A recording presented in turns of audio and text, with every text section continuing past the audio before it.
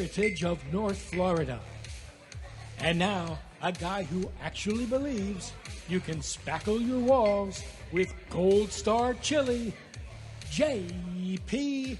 Shadrick. And welcome in. It is Jaguars Happy Hour, presented by Heritage of North Florida, Jacksonville's premier roofing and remodeling company, and a busy program, couple of programs ahead, but the first hour is Jaguars Happy Hour, a Jaguars Bengals preview, how to defend Burrow, Chase, Higgins, and all the rest of the Bengals. We'll get to that, and how the Jaguars could attack the Bengals defense after they put up a good performance last week against Cleveland. That's all coming up with former Jags linebackers coach Mark Duffner in studio with us.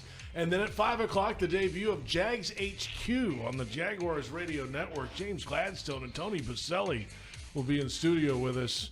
That's in about an hour from now. We're on 1010XL, 92.5 FM, Jaguars.com, Jaguars YouTube. JP Shadrick, Jeff Lageman, former Jags linebackers coach Mark Duffner with us in the first half hour each and every week. And it's always good to watch film after a win, Coach. How are you? The best. I'm terrific. And as you said, celebrating a win and watching film makes it a lot better. What was the best thing that stood out about the performance last week? I think a lot stood out. I was like, they're really the first drive of the game, when the head coach elected to take the ball and then move the ball like they did, go for it on 4th and 1. At their own 30-something? At their own 37-yard line. All right. Mixed it up in terms of tempo, used cadence to get them to draw off sides, mixed the run and the pass. I was very impressed. Went down and scored points, and that's what you want to do in the first drive of the game. So that kind of set the tone for the rest of the game. That offensive line protected the quarterback well, ran the ball well. Defense comes up with 3 takeaways. Jaguars win. Beautiful game. It really was a beautiful game. And what really impressed me was that, we've heard Liam Cohen talking about how that he wants his team to be physical all offseason, the need to run the football. Defensively, they talked about getting takeaways, again, communication, cleats in the ground. All of those things happen. And what I appreciate most about this game is that you talk about a head coach speaking it into existence. To me, that was the most impressive thing because, until you actually play a game, you can't, you get overexcited sometimes. But once you see it and it comes to fruition, it's like, hallelujah. They're playing well. They're playing smart. They're playing tough. They're playing physical. Everybody paid attention. They're doing everything that they talked about wanting to do. And it's not going to be perfect every game, but, man, it was a good start. Oh, Jeff, and the execution, when you look at it across the board, to score the points that they did, to, as we said before, hold them to 10 points. Special teams, we get, everybody's kind of ho-humming, used to that, but 55-yard punt average, 4 field goals, onside kick recovery. We just got to get Cam Little on those kickoffs, man. Come on, you can kick 70-yarders. Can we get a kickoff in the landing zone somewhere right around the 5? Let me tell you, I'd take him any place, anywhere. Hey, no doubt. So I'm just saying to you, when you look at the total effort, and the group played hard. And the other thing, too, on defense, very few explosives. The one quarterback scrambled for, I think, plus 20, and that can happen to anybody, especially that guy. They had one run. Chuba, I think, had a plus 20 run maybe, and one pass. That means that there's execution. People are in the right place. There's no mental errors. Communication was good. Great start. I just want to apologize to Joe Fortunato for adjusting my microphone on the air right now. That probably drove him through the – Not just him, all our listeners, too. Sorry about that. It's just fine. But, the other thing that I would mention is that the defense, I think, really came together. And it wasn't perfect. No. It wasn't perfect at all. And here's the reality also. Bryce Young and the Carolina Panthers, they're not very good. They're not. They're not very good. So I think as a team, you feel good about the win. But if you're being real, you're saying, well, you know what? That was good. Wasn't great. This week, that performance that we just had probably is not going to be good enough to win. So let's get back to work. Let's fix some of the problems that we had because you know what? Bryce Young ain't Joe Burrow. No. It's a whole different world this week when it comes to level of competition. I'm with you. In the first game, though, it's a lot about us, meaning your team, and no matter who you're playing. Now, there's different levels of competition from teams, but I was impressed with, again, the way they handled All About Us in terms of the opening effort. Really was. By the way, did we ever get to the bottom line of who was in charge of the weather delay? No, I'm guessing there was a lightning strike. Was it somewhere. you? Oh yeah, I hit the button. Yeah, right. Okay, no. That was so bad. I'm going to guess there was a strike somewhere within the radius. And are you sure about that? I'm not sure about anything. I was sitting in the see, studio. that's part of the thing. Are you a conspiracy theorist? We're not What are sure you about trying to say? anything. You think they turned the lights off like the Superdome? I'm just saying is that they may have. Yeah, They may have. But I can tell you this. The fans were sitting there in the stands drinking cold beer going, what's the weather delay for? Well, what's wrong with it? What are we doing? I think the concessions people were excited about it. Absolutely. They got quite a bit of work during that time period, so we'll try to find a win anywhere we can. Yeah, sold a lot of cold beers that day. PRI Productions, the official event production company of the Jags, has everything you need to bring your next idea to life. Visit PRIProductions.com. We're on 1010XL, 92.5 FM, Jaguars.com, and Jaguars YouTube. This is Jaguars Happy Hour. All right, Coach Duffner, you've been with the Bengals since 2019 through last season, and you have firsthand experience with this group. Give us an idea of the daily mentality of the quarterback, Joe Burrow, and how he elevates the play around him, his competitive nature, and everything that comes with him. Well, you asked me a great question, and I'm glad to answer it. This guy is the supreme professional. I mean, his preparation day to day is like I've never seen. I mean, not just early in, early out. He's got all that, but I'm talking about real decisive study, individual work. You see him in the gym working by himself, working on footwork, working on his hands, working on his throwing motion, all those type of things. And you know, he I'm sure, knowing him, he played pretty well in the first half. They didn't play as well in the second half. I know that he's out to improve. He's got a high standard for himself, and he's out to get to that and then some. And his leadership, his this guy's a really mature guy, highly competitive. I mean, I can't find cracks in the guy. And so that rubs off on the rest of the team, especially the offense. And then his connection with Jamar Chase, T. Higgins. I mean, they know they can play blindfolded. They know where the ball's going, what the timing is, all those things. And they have a similar work ethic and preparation. So I was always impressed watching these guys work week to week in preparation for the opponent. And I think we're going to get their best shot. And that'll be a key for us to be able to withstand that. I don't even think it's fair for Joe to have had Jamar Chase for time in college.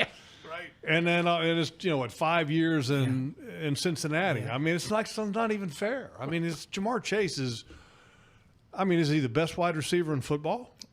Absolutely. I mean, in he's like conversation. typically, I think absolutely. Him or Jefferson, right? I mean, those are the two guys, right? I mean, and fantasy-wise, I mean, he's like a point dream, right? I mean, I'm not a big fantasy guy, but Well, I'm going to tell you this, too, now. I've never seen him catch a ball and the first defender make the tackle. Never. He's always made the first guy miss. And, I mean, I'm staring it down every time to see if somebody's going to make that play, and they haven't done it. kind of built like a running back. Oh, I mean, wait in a lot of ways. Wait till you see his legs. Yeah. He's got, he's got running back legs. Parker Washington and him stand next to each Studs. other. You'd be like, man, look at the size of those legs Yeah, on no, those wide receivers. You're on it. No, they're big. I mean, look, he's listed at 6'2", 205. Let's see, what Parker is 5'10", 204. I mean, so Yeah, pretty similar. close. Similar. But Jamar Chase, I mean, Duff, you're right. I mean, if it's one-on-one, he's winning. And T. Higgins, who most teams would have as a number one, is a number two there. Yeah, which is unbelievable. Let me tell you about him, too. He will go up and get it now and fight for it. I mean, ball's in the air and it's close, he's coming down with it. He had a scholarship to play basketball at Louisville, coming out of high school. So, I mean, he's a legit superb athlete. And both of them great kids. So you got one guy last week who was like a volleyball/football player in Ted McMillan. Yeah. Now this week you got a basketball/football player in T. Higgins, who is fantastic. And by the way, those two guys just aren't it. I mean, they got a couple good tight ends as well. The back is pretty solid. Yep. But I will say that the weakness with the Bengals is, in my opinion, is that they have a coach who has a pass all the time mentality, and then they're not particularly strong up front. You're on it. And what it's interesting because the pass mentality for Zach, he opened the game trying to run the ball. I mean, in the first 15, when you look at it without penalties involved, it was about 9-6 run to pass. And the whole first half, he tried to run it like that. In fact, when you look at their total plays, it was 50-50 run to pass. I think 23-23 in the game. What did he do in the second half? Tried to run it again, but then struggled, started to throw it. And what happened in the second half, so it was kind of a tale of two halves. They scored touchdowns on 2 of the first 3 drives. So they're kind of rolling. They're feeling pretty good for themselves. Second half, they came out. They struggled on early downs, so they got behind. They got they really didn't move the ball a lick. I mean, I think the stats were something like 7 yards and 3 points. Well, they're running actually. Chase Brown in the second half, in terms of running the football, he wound up being 9 carries for 0 yards. Wow. They got into 4-minute late in the game, 1:24 left in the game, 4-minute, 13 personnel, 3 tight ends, 1 back trying to control the ball. -5, -3, -6. Couldn't run it a lick. Yep. So they finished with a 2.0 average for the game, only some 40 yards. So it was certainly a point of emphasis for them. They're going to need to do that against the Jaguars, try to get balance in their attack, but they struggled, like Jeff's been saying. Yeah, it's going to be an interesting game, and it's the opener in Cincinnati. Cincinnati finally won an opener. When's the last time that happened? Before I was there, before I was there the last time, just so you know it. And here's another caveat. So they got that monkey off their bat, but this current team, Coach Taylor and the rest of them, Joe Burrow, they haven't won the second game of the season ever in the last 6 years. So there's a bit of pressure there, and this is going to be an all-orange game. They've got all the orange you can imagine. It'll look like a big pumpkin out there. And he's open in orange is what they're calling it. Open in orange, and he's called for the fans to come out and get there early. So it's going to be a great challenge for us. Talk about a hostile environment, man. Here you go. Oh, and they're hot and going. Yeah, absolutely. And I apologize, Coach. I forgot about your earlier stint in Cincinnati from '97 to '02. I left that out in your intro. That's not an issue. There's no problem at all. 2 different stints. Nobody gives a hoot about that anyway. Cincinnati. That's all good. Well, what they do give a hoot about is how, as a defensive mind, Coach, you would attack and defend against this group. Where do you focus? Where do you pressure? Do you pressure Burrow? And how do you cover the receivers? Well, if you can get 13 guys on the field, that'd be a good start, but we wouldn't be able to do that. But I think that based on Jaguars and our defense, I think if Anthony tries to get as much as he can out of rushing 4, and maybe occasionally 5, but try to rush 4, mix in blitz where he can. Joe's seen everything. Now, can you still distract him? Yeah, they've got to try to distract him, but again, don't let the disguise lead to our demise in terms of the play. So, it's going to be a big game for our guys up front, but I think our guys up front are up for the challenge. And to be frank, Cincinnati, has struggled in the past in protecting Joe. He's got the most hits in the league, I think. How many sacks have been times? 199 sacks in his career in 70 games played. Wow. Well, so he's as hit as anybody. Yes. Okay, now, and in the game against Cleveland, in the fourth quarter, I think it was, 3 straight snaps in a row he got sacked. Yeah. So that's in everybody's head and mind right now, and they're going to pressure as far as they got a guy by the name of Myles Garrett too that they face is pretty good. Yeah, he's pretty good.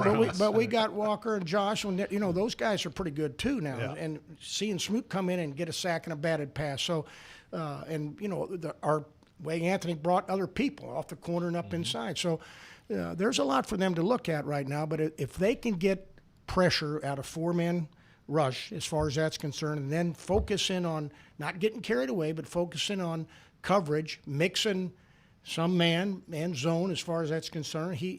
That'll be a key as we move forward. I thought one of the really encouraging things in this past game, which I think gives you a little bit of confidence going into this game. Last year we saw an incredible number of explosives that the Jaguars defense allowed. There was a lot of miscommunication, and be a nice way to put it, in the back end. And this past game, I thought that Dewey Wingard and Eric Murray played really well. They really calmed things down back there compared to last year. And that's going to help going against a team like Jamar Chase and T. Higgins on that roster, just because that they're an explosive play waiting to happen. And explosive plays, if you look at the numbers, analytics of it, explosive plays are what leads to points. And if you can minimize the explosive plays with the back end and your safeties and the communication and being on the same page, then you got a chance. If you come out and you play like this Jaguars defense did last year, and you have breakdowns and you have miscommunications and you allow explosive plays, it's going to be a tough game to even have a chance in.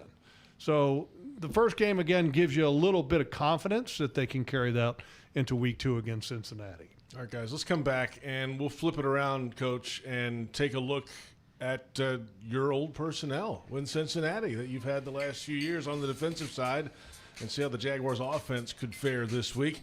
Don't miss your chance to score an exclusive Brian Thomas Jr. bobblehead and a ticket to see the Jags take on the Chargers, Colts, or Jets at the bank. One bobblehead with every ticket. Get yours at jaguars.com/bobblehead or call 904-633-2000. This is Jaguars Happy Hour.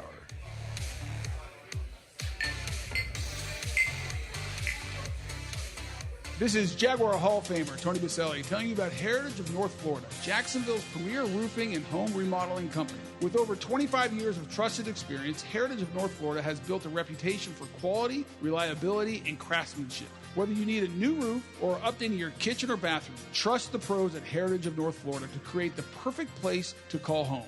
Mention Jaguars to get $1,500 off your next roof or kitchen remodel when you go to heritagenfl.com. Go Jags. It's game time, Jaguars fans. This season, feed your fandom with the Jaguars sub from Publix, the official supermarket of your Jacksonville Jaguars. Sink your teeth into crispy chicken tenders, boar's head bacon, melted cheddar, sweet coleslaw, and smoky barbecue mayo, all stacked on a fresh white roll. Taste the hype only at Jacksonville Publix locations. Publix, where shopping is a pleasure. Are you ready to love how you feel, look, and live in every season? At Elace, we offer more than just luxury med spa treatments. We provide a serene, judgment-free space where you can reconnect with the best version of you. Whether you want to refresh your natural look with Botox or Dysport, pamper yourself with a relaxing hydrofacial, or rejuvenate your complexion with laser resurfacing, our expert team in Jacksonville is here to tailor treatments to your needs. Visit Elace.com today and start your journey to loving yourself. Hey Jags fans, stop dreaming of creating your game day fan cave and build the Jaguars den of your dreams with ZipChair. When it comes to maximum comfort, ZipChair.com is the only place for officially licensed Jaguars recliners, sofas, bar stools, office and gaming chairs, all featuring high quality embroidered Jags logos. Crack open a few cold ones in the comfort of a ZipChair and make your home the place to be on game day. Head over to ZipChair.com and save 20% today. Use code JagsRadio at checkout. ZipChair.com, furniture for fans. The Jaguars bring performance, strength, and passion to every play. And you'll find the same when you bank with EverBank. Open an EverBank Performance Savings account and score serious savings. See what you could earn at everbank.com/Jaguars. EverBank, advantage you. Member FDIC and the official bank of the Jacksonville Jaguars. It's Ford Truck Month, America. Time to get into Ford F-Series, America's best-selling trucks for 48 years straight. Choose a gas, hybrid, or all-electric F-150. Got a heavyweight job to do? It's time for Super Duty. Save on a great selection of Ford trucks, including Maverick and Ranger. It's Ford Truck Month. Time to make your move. Don't miss the best offers of the year during Ford Truck Month.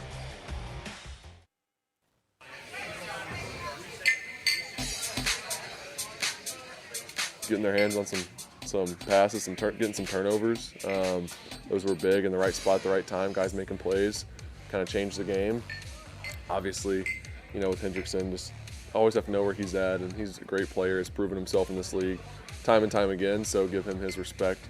Obviously, with our preparation and just knowing where he's at, he's a really good player, and have to take care of him. So that's obviously something there, and just the defense was flying around. I think made a lot of plays. Did a nice job in the run game. Really, like I said, creating turnovers in the back end. That's the name of the game, and they created a couple of them. So it's good defense that's flying around. A few of the guys have been there for a while. A bunch of the leaders on that defense. Trevor Lawrence, Jaguars quarterback, discussing the Bengals' defensive scheme and personnel. Welcome back. It is Jaguars Happy Hour on this Thursday afternoon. And you're invited to the Lemon Bar on September 14th to watch the Jags take on the Bengals in Week 2. Join Jacksonville, the Roar, the D-Line. It's a can't-miss watch party experience. Admission is free. Tickets are limited. Jaguars.com/watch party. And reserve yours today. JP Shadrick, Jeff Lageman, Coach Mark Duffner in studio with us. Duff, you been to the Lemon Bar or no? You know, I never have. I've heard about it. I've heard numerous stories, but I've never had the pleasure to be there in person. Okay. We'll have to work on that one day. Maybe me and Duff will go at the same time. I haven't been there yet either. You haven't been there No, either? I have not. Really? No. I mean, I'd love to go there for the watch party, but You're kind of busy. I'll be watching. Yeah, no, you'll be pretty busy, You'll both be you watching guys. in person. Let's get into this Bengals defense. Of course, as we mentioned, the senior defensive assistant for the Bengals since 2019 through last season. You know this group and this personnel very well. I mean, it's got to begin with Hendrickson up front, right? He's the guy. Well, he's a dominant player, and to lead the league in the last 2 seasons in terms of sacks and be as steady, he's been a four straight season Pro Bowl player. So very competitive guy, great quickness, great power, better against the run than you think. He's a game wrecker for him. So, I mean, again, he had got a sack last week against Cleveland, so they clearly have to be, and I know they are aware of him. But that defensive front played well last week. You know, they stopped a pretty good running attack that Cleveland's had annually. I don't know if they're as good now as they used to be without Chubb being in that group that as far as the running game, but they gave up only a couple of yards of carry in the run game, and that'll be a factor in this game. B.J. Hill had a real productive game for him, always plays well, good athlete inside, had a sack in the game, he and Hendrickson both.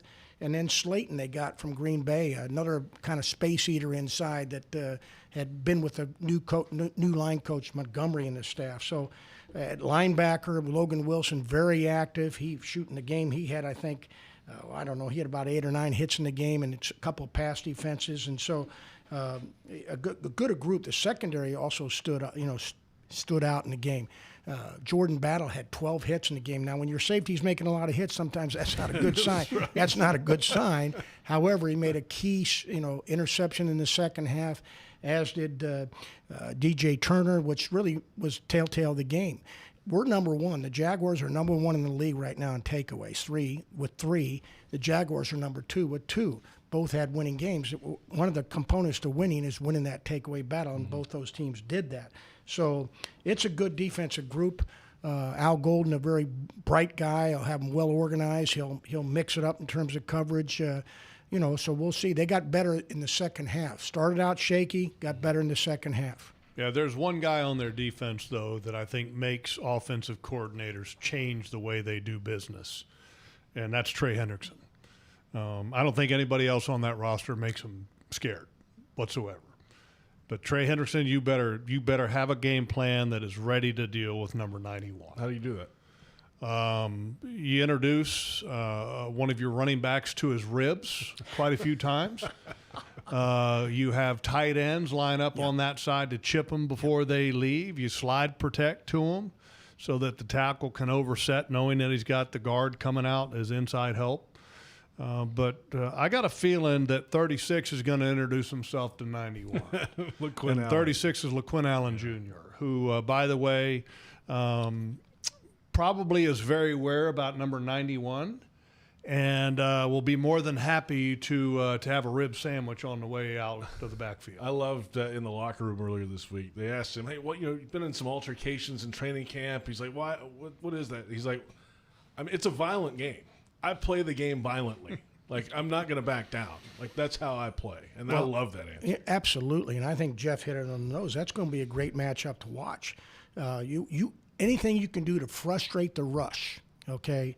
And whether it be like Jeff said, in terms of tight end staying in the block or chipping or having the backs in there to block, that's going to help in a big, big way. And so if you can get into his head a little bit, just like we try to affect the quarterback, if you can affect the rush, those are all positive things. I've seen some great pass rushers when you send a running back after their ribs early in the game.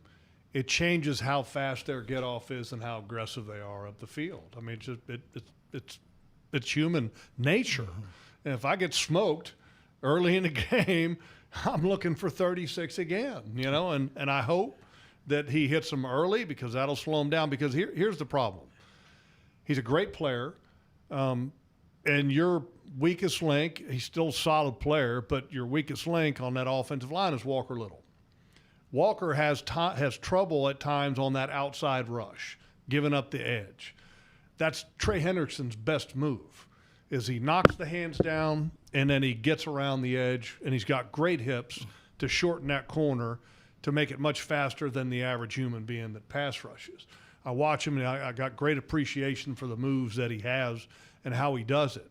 So you've got to help 72 in this ball game, and if you don't, you're going to regret it. Duff, question: can you run at him? How is he in the run game defensively? JP, he's pretty good now. He's not all pass and no run. I mean, he can hold the edge and set it down. Now, here's going to be a key thing too. Strange, I watched Strange last week, and the way he caught the ball well, did a great job. But he also blocked his tail off. Yes. He made those ends aware of who he is and what he's all about in terms of the way he blocked in the running game, whether it be at the point of attack or on what we call split zone play. He comes back and he got into the legs of those guys. So I guarantee you that Trey right now is aware of our tight end in terms of how he blocks and what factor he'll be in the run game. And then the other thing I think we got to be aware of is that they've got to get something out of this Stewart, this rookie that came out, and he had some rushes that were plus in the game. No registered statistics, but he did. Shamar Stewart, correct, number 97. Yeah. Good length, good athlete. Joseph Osai, they'll rotate Miles Murphy, they've got length and speed out there. They've got a group similar to ours, and they don't just have one main dog. Well, Hendrickson is that guy, but they've got a couple other guys that are going to be trying to be factors also. Yeah, Shamar Stewart, first-round pick, Texas A&M, was kind of one of the longest holdouts. I think, in fact, the longest holdout in the first round, not second round, because there was one in Cleveland, the running back, that was a holdout because of some off-the-field stuff. But Shamar Stewart, great athlete. Is he a polished pass rusher yet? No, he's not there yet. But he runs well, moves well. Was impressive watching him on film. But again, 91's the man. Yeah. I mean, that's it. And you've got some corners in the Bengals back end that I think are, I don't want to say they're suspect, but they're not great. Are they gettable? Is that a good word for it? Well, look, I think your guys are better than theirs. Okay. So does your quarterback, can he get them the ball? So can he find them? Can he be accurate? Is he going to have the time to do that? Those are all factors in that. But if you can get your wide receivers, Brian Thomas Jr., De'Ami Brown, Parker Washington, and BTJ, I mean, all those guys, if you can, Travis Hunter, if you can get them on those corners, I think you got a chance to win. But part of that is keeping them off balance. I mean, the Jaguars are going to be built on balance, and if they have balance, then it's going to make it easier to pass, and you got to find a way to block 91. All right, our final moments with Coach Mark Duffner in studio with us, former Jags linebackers coach, former Bengals assistant, 2 different stints there. Last week, Coach, we asked for 3 keys to the game. And, I went back and watched the film and got the feedback, and the people said, hey, we want more out of Duff. We don't want just 3 keys. I love you. We need like a whole handful. So just don't go Coughlin on us and have 100. Well, give us 5 keys to victory. It was like 35. Last Jeff's telling me it was 35. 5 keys to victory, Duff. I think first and foremost right now that ball control offense. We've got to run the football, and right now we run it as good as anybody in the NFL. I think Etienne was second in the league in rushing behind Henry, so that's indicative of great play by the line and by the running. But get manageable downs. They've got to win first down with running the ball and play action, have manageable downs, so now we can make things eat on the lesser downs as far as that's concerned. Take the crowd out of it by doing that. Mm-hmm. You got to be able to tackle Jamar Chase. I mean, he's been a nemesis for every opponent that's lined up against him. That's going to be critical there. Win the takeaway battle. How do you do that? Well, like we did last week, you get three like you did, you get 4th down stops, and you protect the football. So that's going to be a component for them. And I think, no unforced errors. I mean, eliminate the explosive plays. They did that last week. Jeff talked about it. I mentioned it earlier there. So if we can affect the quarterback a little bit in terms of our rush and coverage working together, finish plays, our best players make their best plays, play their best game as far as that's concerned, I think we're in position to win this game. Communication will be a big part of what we do. They did a good job. Let's keep it on. Be consistent. And see how they handle some adversity, because it could be not just a lightning delay this time. It could be a Jamar Chase touchdown delay. Yeah, here's a question for you, Duff. Does lightning delay, weather delay, does that qualify as adversity in football? I think it qualifies. I think you got to be able to respond to anything that shows up. It's going to be a warm game in Cincinnati, and they're going to have to be ready for that. Coach Cohen said this week, it was more of a glitch. That's why I asked. Not necessarily. But I mean, it's still something that team had to deal with. They had to deal with it. And they came out, and then they kind of picked up where they left off, which was nice to see how they finished that first half. Duff, great stuff as always. Thank you for the insight. Let's do it again next week before another home game. Well, I'm looking forward to it, and it's a pleasure to be with you guys. Coach Mark Duffner with us each and every Thursday. And from the backyard to the beaches, the Ford F-150 with available Pro Power on board gives you the power of a mobile generator. Ford, proud partner of the Jacksonville Jaguars. See your local Ford dealer today. Kainani Stevens joins us in a moment when we return on 1010XL, 92.5 FM, Jaguars.com, and Jaguars YouTube. Then at 5 o'clock, it's Jags HQ with James Gladstone and Tony Boselli in studio live. This is Jaguars Happy Hour. This is Jaguar Hall of Famer Tony Boselli telling you about Heritage of North Florida, Jacksonville's premier roofing and home remodeling company. With over 25 years of trusted experience, Heritage of North Florida has built a reputation for quality, reliability, and craftsmanship. Whether you need a new roof or updating your kitchen or bathroom, trust the pros at Heritage of North Florida to create the perfect place to call home. Mention Jaguars to get $1,500 off your next roof or kitchen remodel when you go to heritagenfl.com. Go Jags.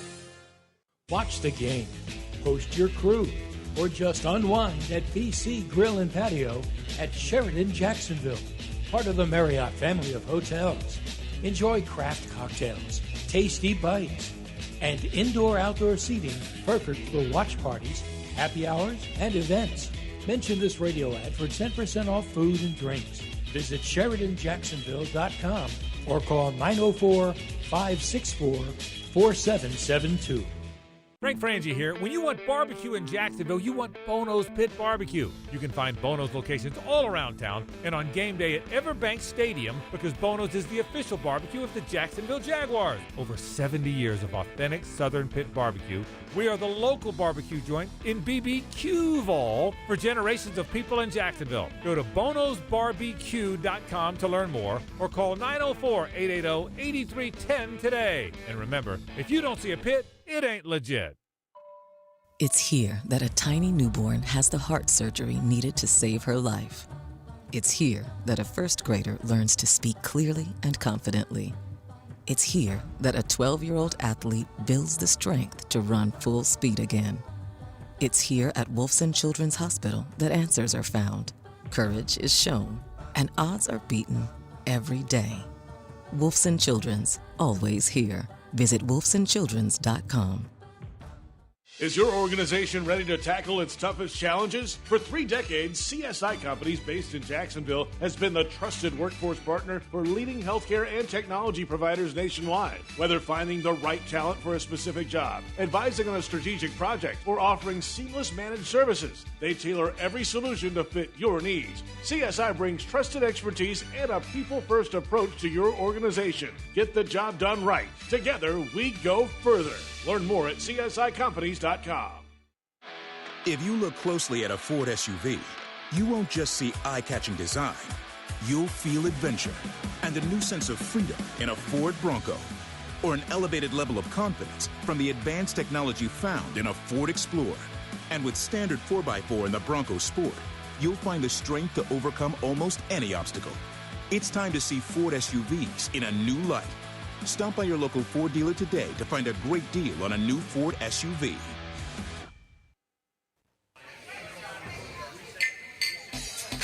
I mean, he's just pretty good against everything. So he's definitely a challenge. You know, he hangs in there, incredibly accurate thrower, and just a tough guy. You know, I see that in the way he's played over the years and just watching him over the years.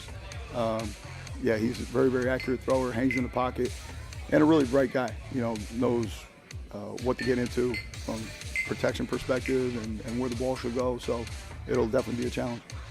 Anthony Campanelli, defensive coordinator and company, with their hands full this week against the Cincinnati Bengals. Welcome back. It is Jaguars Happy Hour from the Hyundai Studios of the Miller Electric Center. We're on 1010 XL, 92.5 FM, Jaguars.com, Jaguars YouTube. JP Shadrick, Jeff Lageman. Our thanks to former Jags linebackers coach and former Bengals defensive assistant, senior defensive assistant, Mark Duffner, joining us in studio each and every Thursday. That's a unique view of the upcoming opponent. He was there the last 6 years or whatever. You think he might know him? He might know just a little bit. A few things about him.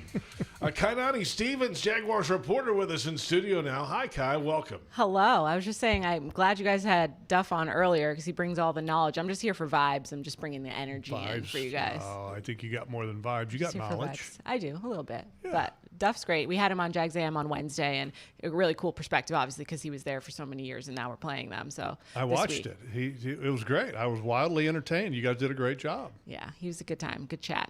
I like that you guys have him on Happy Hour, good too. Good chemistry on Jags AM with that. I liked it. We try. Yeah. That's what happens. It's chemistry. A little chit-chat. I had a long drive. I had to drive down to Canaveral yesterday, and so I watched you guys on Jags AM. It was great. Certainly not driving. He listened to us on the podcast network. Well, I mean, I got it in my ear, and it's on my phone. I mean, so I'm more listening to it than watching. I don't want to incriminate you here. Yeah. You know. No, okay. I'm good. I'm good. Everyone's safe. We all drive very safe. Yeah, I listen to more than anything. That's a great thing about Jaguars broadcasting. You can just listen. It's available on the podcast network as well, wherever you get your podcasts from. Anywhere you download pods. It's free. Free website. We love free. Kai. Yes. It's nice after a win. I love this. And so it felt to me, and this felt like just another business week this week. There's not like this celebration and fireworks and all these things. Oh, they won a game. No, this is it's a business-like approach, I think, coming out of the game. And even in the locker room this week, looking ahead to what can be a really good team in Cincinnati. That's a good thing. You beat a team that you should beat. You didn't play your best football, and that's been addressed throughout the time. Yes, happy to get a win, found a way to win, more importantly. But you're not just excited to win anymore. This is something where you're trying to build this team. They've come in, they've tried to lay the foundation of what they want this team to look like. They talked about it a lot in the training camp, and we saw a lot of it in action, physicality, toughness, all the stuff they wanted to focus on in that first game. It's got to keep going. You can't just talk about it 1 week and then, oh, it worked, now we're better. That's not how that works, right? This team was not very good last year. There was a lot of things that they had to change. So it's exciting to see people care about winning, but also not lingering on that, moving forward, focusing on the next challenge. Yeah, it's nice. No, I think it's fantastic. And, the best part is that this fan base has, I think, been in this kind of wait-and-see mode. A lot of them are. Look, a lot of fans came out, but then there's some that are like, you know what? I want to see it. Well, guess what? You saw it. You saw it. And what I appreciate the most is that the way they've talked about being is the way they came out and played. And to me, that's, I think, is a strong sign of where this team is at, where this organization is at. The one thing that I will say, to be perfectly honest, quarterback's got to play better. If you're going to beat Joe Burrow this week in Cincinnati, quarterback's got to play better. Because if that's Joe Burrow in that game against Carolina, I think you might have a hard time. Trevor's got to be better this week. He left a lot of things out there on the table. Now, there were some good things, too, that he did. And the main thing I would say that he did well was that he had command of the offense, the operation of the offense. All of that was clean. But some of the execution, the plays that were there that were left on the table, he's got to make them if they're going to beat a team and a quarterback like Joe Burrow. And Bucky Brooks was really praising that part of his game, the organization, the operation of the game plan and everything. And in a first time out, full go at a new offense, that was what Bucky really liked. The other thing, too, I liked is cadence. He used cadence on that one Brenton Strange thing. I'm like, all right. That's good. It shows, because what that does is it actually shows that he's comfortable knowing the offense to the point that he's thinking above and beyond just the execution of the play and calling the play. He's going above that. So if you're a quarterback and you're going with cadence, which for a lot of people, what do you mean by cadence? when Trevor used his voice inflection to draw the Carolina Panthers offside, try to do it which for is us called right now? hard count. So he comes to the line of scrimmage, ready, set, hut, hut, hut. So he's trying to draw them off sides. Was that good? I jumped. Okay. And it worked. And so it was a free play, which allows the quarterback to play essentially free because he knows that I've got him offside, so I can do whatever I want with the ball. But I mean, just to me, it's just an example of showing that Trevor is in command of the offense because he's confident in the offense enough to go a little extra and to lay out a little bit of cadence for that particular play. So I thought that was a real good sign. It's a good thing. Kai Stevens with us in studio, and you know they still got to get that connection with Brian Thomas Jr. going. 7 targets, 1 catch in the game. He did have the end-around handoff touchdown run, which was good to see. And you know, it's early in the season. They're going to keep throwing him the football, right? That's how this is going to work. I would hope so.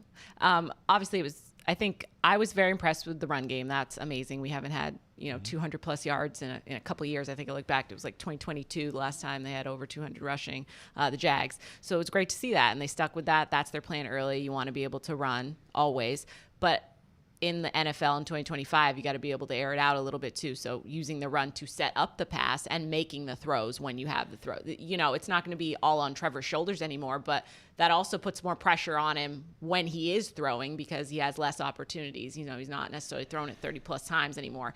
So now when he has those throws, he's got to make them. And it's year 5. It's another new system. We know that, but progression each week, Jeff, right? Like to see where he was, maybe not, on the same page, or, maybe he's missing throws by a foot or two. JC Horn made a great play on that, so I'm not going to necessarily say that was all on him, but I think being more precise when he does have that, and that can be difficult too, because if you don't have as many reps and you're not throwing as much, then you have to be very locked in when you are throwing the football. Well, I'm going to say that was all on Trevor. Okay, Jeff said it, not me. And the reason why is that, if you're going to throw it to Travis, put some air under it. Throw it. Okay, and then if not, then throw it underneath the Brian Thomas, who was wide open. So that's on Trevor. And and the good thing is that I believe that he's going to take another step up this next game. I mean, the first game I thought he took a big step in showing the command of the offense, the operation of the offense. We did not see any pre-snap errors with the offense whatsoever, did we? I don't think we had any. There was like the delay game, but that was because they thought there was a review coming. And that was like an official's error. They had a problem with the chain supposedly, so they didn't restart the play clock. That was about it, though. So, but I mean, other than that, it was clean, and so I expect the next game to be another step in the process for him. And the best part is that I think he's got a head coach that is holding him accountable and is going to coach him hard. And Trevor, I think, is going to take hard coaching. And when I mean hard coaching, a lot of people say, "Oh, you mean demeaning?" No, it just means that you're being honest and raising the level of expectations on a week-to-week basis. Time now for the Jaguars' defensive coverage of the game, presented by GEHA, Government Employees Health Association, benefits for federal employees and retirees. And we take a look at the Bengals' top 2 receivers, Jamar Chase and T. Higgins. Last year, they were a deadly combination. 1,700 yards receiving, 17 touchdowns for Chase. Led the league in all 4 categories, targets, receptions, yards, and touchdowns. T. Higgins had 9-11 through the receiving and 10 touchdowns on his own. He got a huge contract this offseason as well. So it's up to the Jaguars secondary to cover these 2. And, last week there's a lot of new faces in the back end of the secondary, some salty vets that played big here. Just keep in mind, too, that T. Higgins' numbers there, 73 receptions, 911 yards, and 10 touchdowns. He did that in 12 games. Yeah, that's some time. Okay, so a lot of people look at that and go, yeah, that's okay. Okay, well, if you do that in 12 games, I mean, that's really good. Yeah. You know? And he's an effortless athlete. He's very long. He's got speed.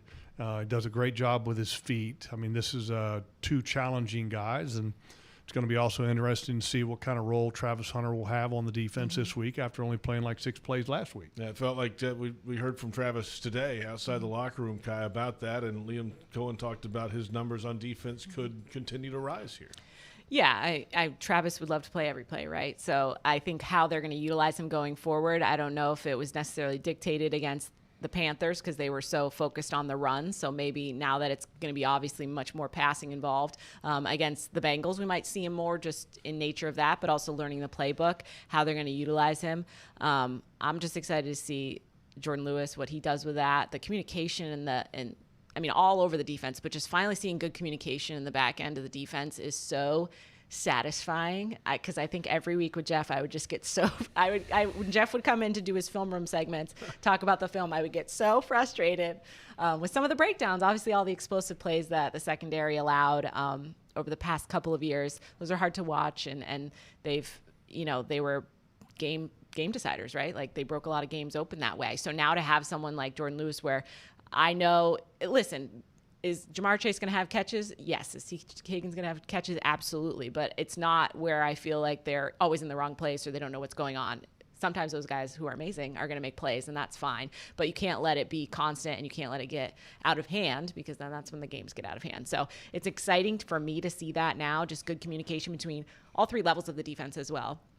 Lewican's always been a good communicator, but to now have someone like, even Eric Murray as well at safety, like just all of the good communication along, like feels like everybody's on the same page, and that's really nice to see. And congratulations to Lewican, AFC Defensive Player of the Week. Yes. Which is well-deserved with interception, caused fumble, I think like 12 tackles that he had in the game, or 10, something like that. And boy, it's amazing how well he plays when he plays Mike. Yeah, and every snap of the isn't game, that a too. novel idea? Shocking that he could play all the plays. Did he come off the field? No. Did he look fatigued? No. Oh, goodness gracious. Imagine I'm just having a Ryan Nielsen flashback. Only you. I'm not. Jaguars All Access Television tonight. Who you got, Guy? Mr. Running Back himself, Travis Etienne's going to be there with us. They had a monster game. That cut that he had on the 71-yarder with a great block by Brenton Strange, and then completely collapsed side with Ezra Cleveland and Walker Little. Great run and great effort by De'Ami Brown getting out down the field and blocking in front. But it was all set up. Etienne had an unblocked safety, Merrick, and he went to the outside, and that Merrick went to the outside, and then Travis planted his foot and just downhill through the hole, incredibly fast, really strong game. And the crazy thing is that, the reality is he left some yards out there too in the first half. I'll tell you, yeah. He kind of got his weight a little bit too far forward on his feet and was kind of falling down going forward instead of staying balanced and using his vision and making some moves. So, but kudos to him, because here's the reality. He worked his butt off all season, knowing that running back room all of a sudden was crowded and competitive, and he never complained. He bought right in for sure. And I could use some other words to say, but like some other people might have done or have done, he just put his nose down to the grindstone and went to work, and it paid off to him. I'd give him credit for it too. I mean, he's had situations, even when Tank was drafted, it was like, oh, is Tank going to take over? He's dealt with a lot of that since he's been here. So I always felt like he's had a really good attitude. Even last year, the fumble in the first game. Right. Talked about it post-game, owned You said it. Tank. Tank who? Sorry. Tank who? Bigsby. Yeah. Tank Bigsby. He's gone. No more. Eagles. Just Travis, I always felt has really grown into like a great professional and always really owned it, and maybe been in tough situations. They've had so many changes in coaching as well. Thought that was good, but just the way he's dealt with all of those changes hasn't been impressive to me. And I think I was happy to see him have such a good game right out of the gate. By the way, great trade by James Gladstone for getting a 5 and a 6. Trader James, I've been calling him. Pretty much, yeah. It's good stuff. I mean, it's the 4th trade since the start of training camp. Good stuff. It's a lot of picks, though. What are you going to do with all those picks? Pick them or trade them. Get good players. How about that? Something will happen. Something will happen tonight at 7 o'clock at String Sports Brewery, and it's called Jaguars All Access Television. We will be there. And we're looking forward to seeing that. Yes. I'm looking forward to the Alabama White Wings tonight. I knew that was coming. A standing order. I'm getting them tonight. I didn't get them last week, but I'm getting them tonight. Everybody buy some food, get some cold beers, and enjoy the show. Absolutely. Come on down. All right, Kai Stevens with us. We're back in a moment with the injury report presented by UF Health. Then at 5 o'clock is Jags HQ. James Gladstone, Tony Boselli scheduled to join us in studio live. That's coming up shortly. This is Jaguars Happy Hour.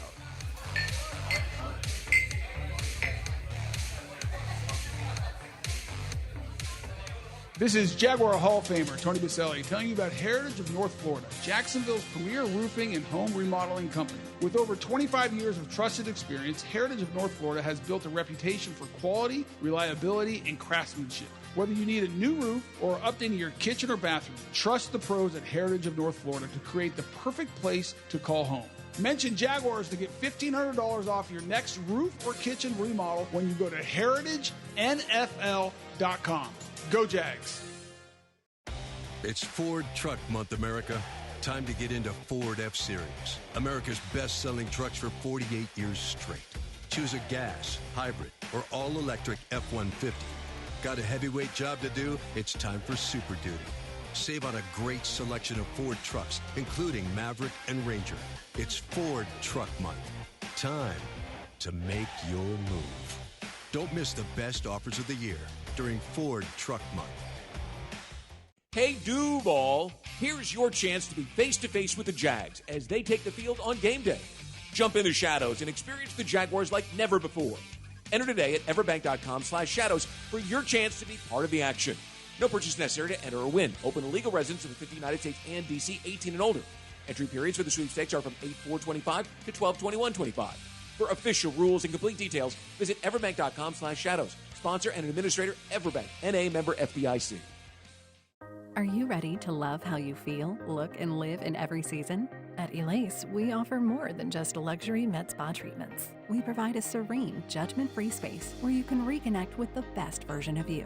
Whether you want to refresh your natural look with Botox or Dysport, pamper yourself with a relaxing hydrofacial, or rejuvenate your complexion with laser resurfacing, our expert team in Jacksonville is here to tailor treatments to your needs. Visit Elace.com today and start your journey to loving yourself.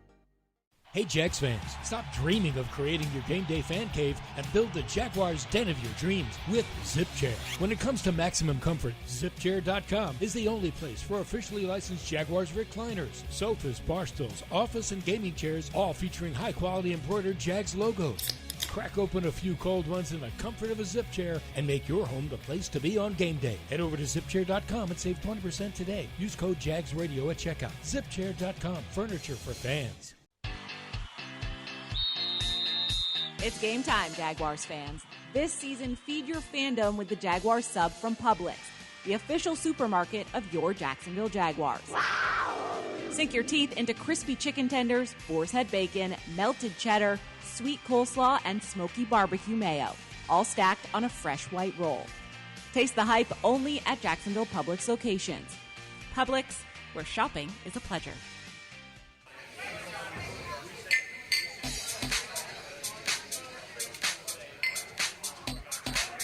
Welcome back. It is Jaguars Happy Hour. Final moments of the first hour of Jaguars programming tonight. Coming up at 5 o'clock in less than 10 minutes. It's Jags HQ. James Gladstone and Tony Boselli will join us in studio on the Jaguars Radio Network at 5 o'clock. We're on 1010XL, 92.5 FM, Jaguars.com, and Jaguars YouTube for Jaguars Happy Hour.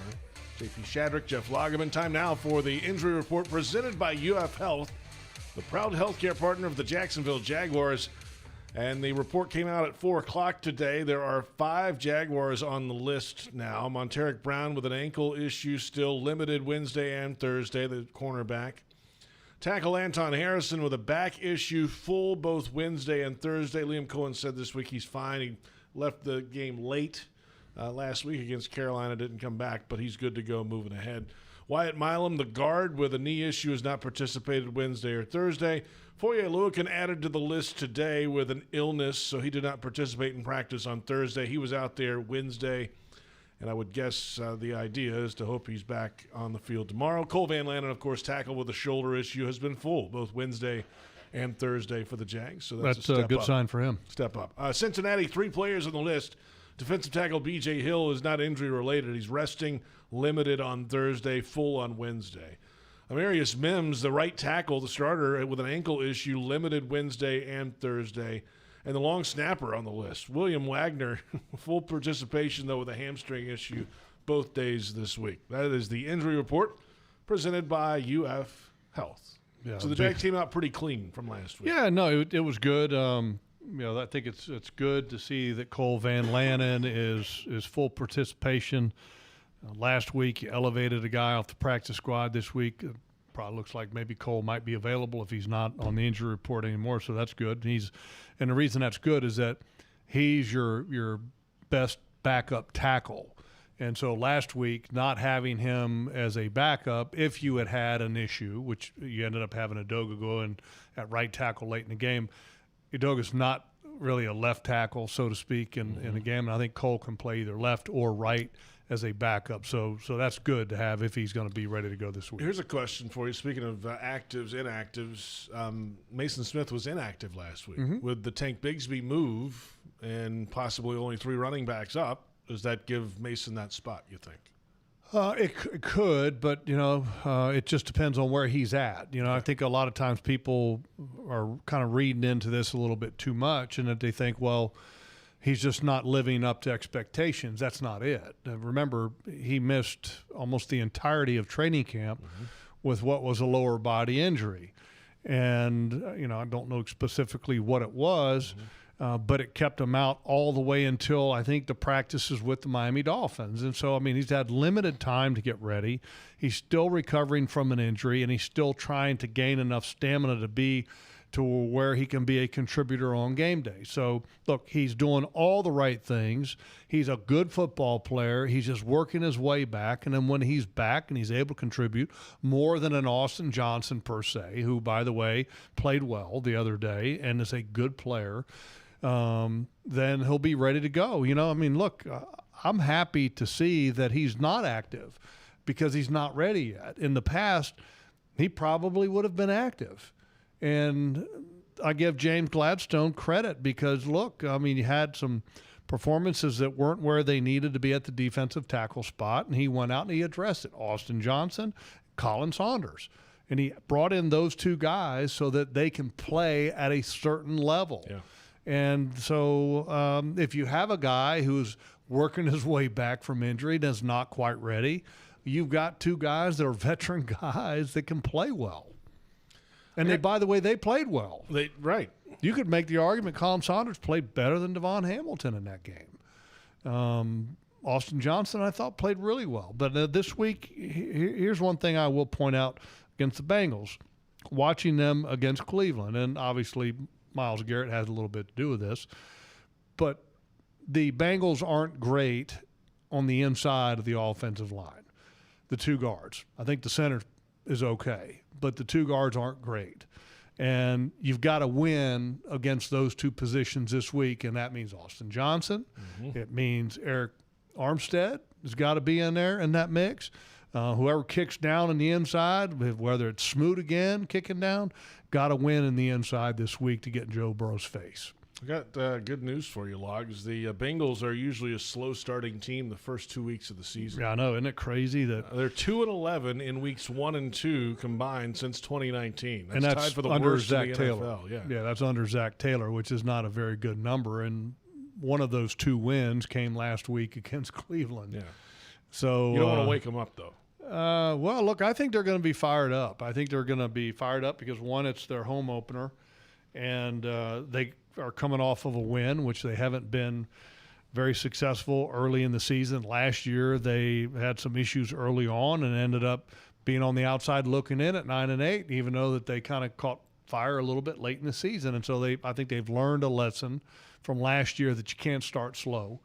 And so I expect them as an offense, too, to come out slinging it and trying to score a lot of points and being very aggressive. And the reason why is that against Cleveland, which has a really good defense, by the way, they only had 95 net yards passing.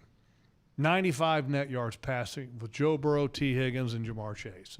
You think those 3 guys are going to be satisfied with 95 net yards passing? I don't think so. You think they're going to be fired up to play this week, to change the conversation about their offense this week? I think they will be. Yeah, and that means the Jags secondary should be fired up to play against them as well. Well, and they should be. Yeah.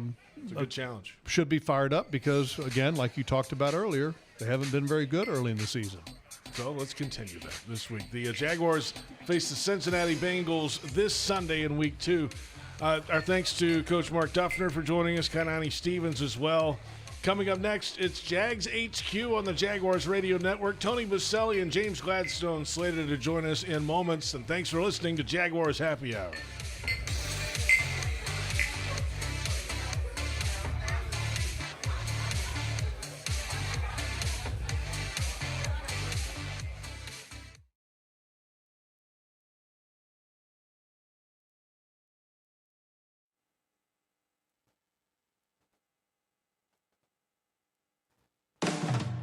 Welcome to Jags HQ, presented by Fresh from Florida. JP Shadrick and former Jaguar Jeff Lageman sit down each week with the decision makers of your Jacksonville Jaguars. We're going to bring you a product that you all can be proud of. With that, game on. Jags HQ, presented by Fresh from Florida, starts right now. Welcome in. It is Jags HQ, presented by Fresh from Florida. We're at the Hyundai Studios at the Miller Electric Center in Jacksonville on the Jaguars Radio Network, presented by the University of Florida, #1 university in the U.S. News and World Report's #1 state for education. JP Shadrick with Jeff Lageman. Jaguars coming off a win last week over the Carolina Panthers, and now it's on to Cincinnati for the Jags in Week 2. Executive Vice President Tony Boselli in studio with us. Good afternoon. What's up? James will be here any second. That's great. Right behind me. How we doing, boys? Good. How about that? Big win. Yeah. Got to be excited about that. You got to love victory weeks. Yeah. James Gladstone joining us in studio I guess now. when we win football games, we don't have to be on time anymore. Is that how it works, James? Hold on, let's get James mic'd on first. Go ahead, James. This is on the heels of us watching practice and me being 2 minutes late and being questioned why I was 2 minutes late for practice. So there's an illness going around. Tardiness. It's the tardiness. We're going to have to get you on a different microphone, James. That one's out right now. We're going to have to get you to share with Tony. We're going to share. Oh, no. Yeah.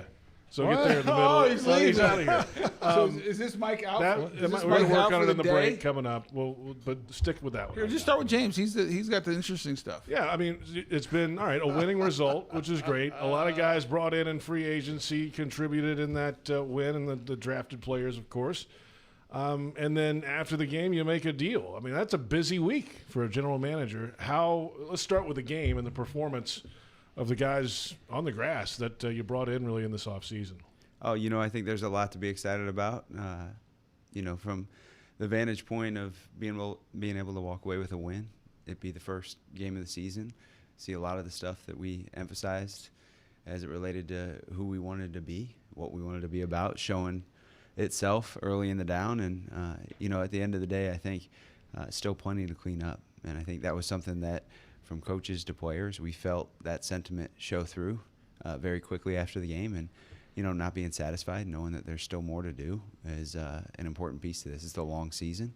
And I think to see that start to surface as a part of the aftermath, so to speak, it was, from my end, a pleasant piece to the puzzle. Because while that was the result that we were hoping for, it's about the process and keeping things one day at a time, one opponent at a time, and on to Cincinnati. I thought it was a good day for you. I mean, I'm looking at the starting offensive unit here, and Robert Hainsey, free agent, McCary, free agent, offensive line at rush for 200, Diamie Brown, 3 for 52. Hunter Long had a touchdown, was 1 of 6. I mean, some really outstanding performances across the board offensively. I mean, something as you as general manager got to be proud of.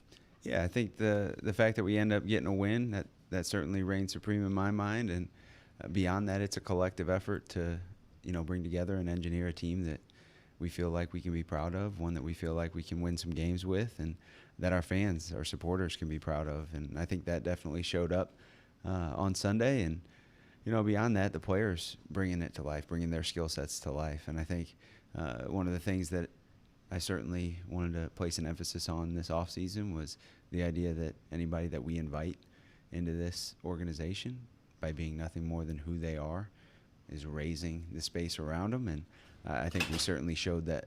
They showed that in a number of different ways here in week 1, and hopefully that continues to be the case moving forward. Yeah, I keep hearing this term from coaches and players, and it's I think it's true to a lot of areas you could apply it to, and that there's a lot of meat left on the bone. Yeah.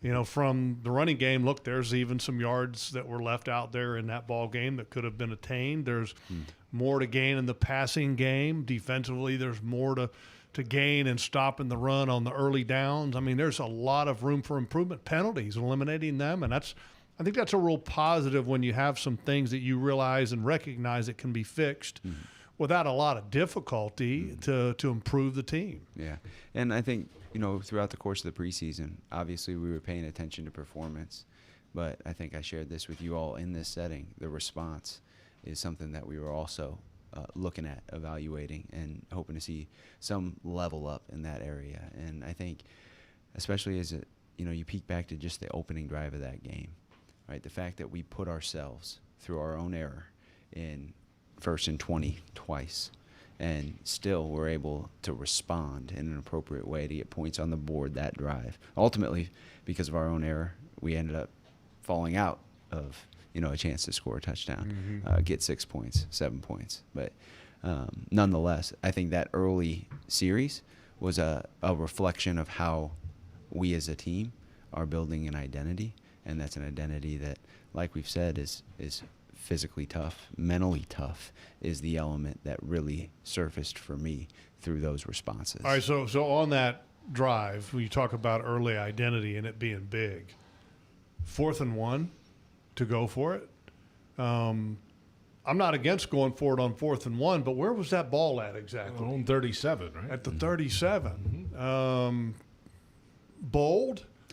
I call those definitely when there's an op to be bold. We're not going to be flinch. We're not going to flinch. We've heard this before. I will say this. I labeled those as decision differentiators in that game. That wasn't the only 4th and 1 that we opted to go for in that game. It was right off the bat, but those are the moments that you can look back on that make the difference. I had a little anxiety there, James. You know what? I'm glad that it tilted in our favor, and I think the next time it surfaces, you may feel a little more confident in that decision, and hopefully the results look the same. But nonetheless, I'm not at all surprised that through the preparation, through the work, through the execution that we've seen up to that point, that Liam had the confidence to sort of make that decision, and for our players to go out and execute and really make sure that it was what we wanted. James Gladstone with us, general manager. Tony Boselli's here, too. This is the best segment because Tony hasn't really said much yet. So now we're going to move this microphone back over to Tony. I'm happy to sit here and let this keep going the way it is. I think it's perfect. So a little bit more on the physicality aspect of it.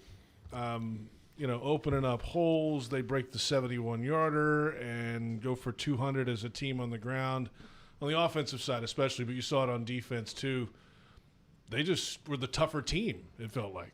Well, it's something that we've talked about since day one when all three of us, even before players are in here, the type of team and the way we were going to play football. Liam has been consistent with messaging to the team, to the building, to everybody. And it's also kind of the type of players we want to bring in here. James just talked about those that we're going to invite in that we want to be a part of the Jacksonville Jaguars. Well, it means something to be a Jaguar. There's a standard of how we're going to execute, how we're going to operate, and how we're going to play the game.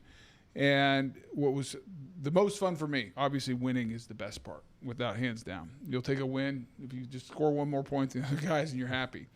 But watching our players come out and rise to the challenge that the head coach had set of, hey, this is what it means to be a Jaguar and this is how we're going to play. And from first snap to last snap, there's a lot to clean up.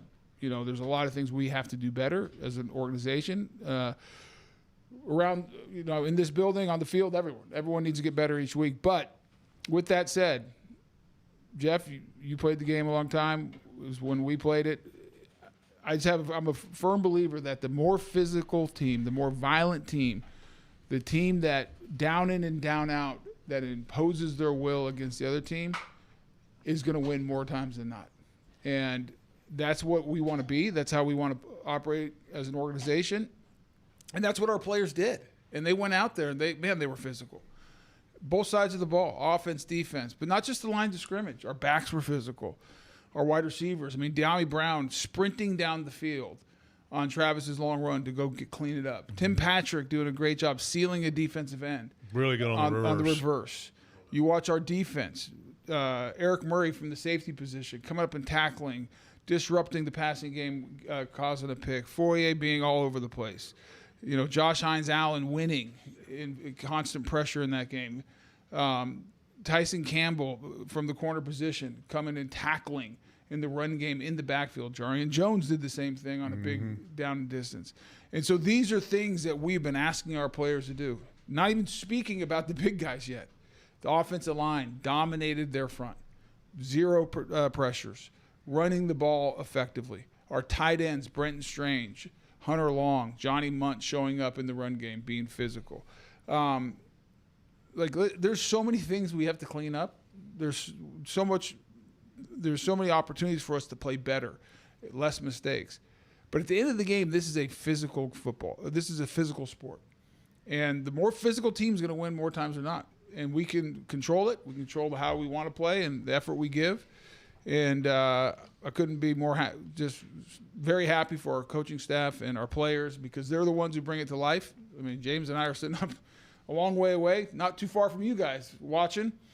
And so a lot of the credit, if not all the credit, goes to those guys and everyone involved on the field. It was a lot of fun to watch. All right, guys, let's come back. We're going to get in the Tank Bigsby trade, and also we'll look ahead. Cincinnati Bengals, on to Cincinnati. It's the only thing that matters right now, JP. That's the next week.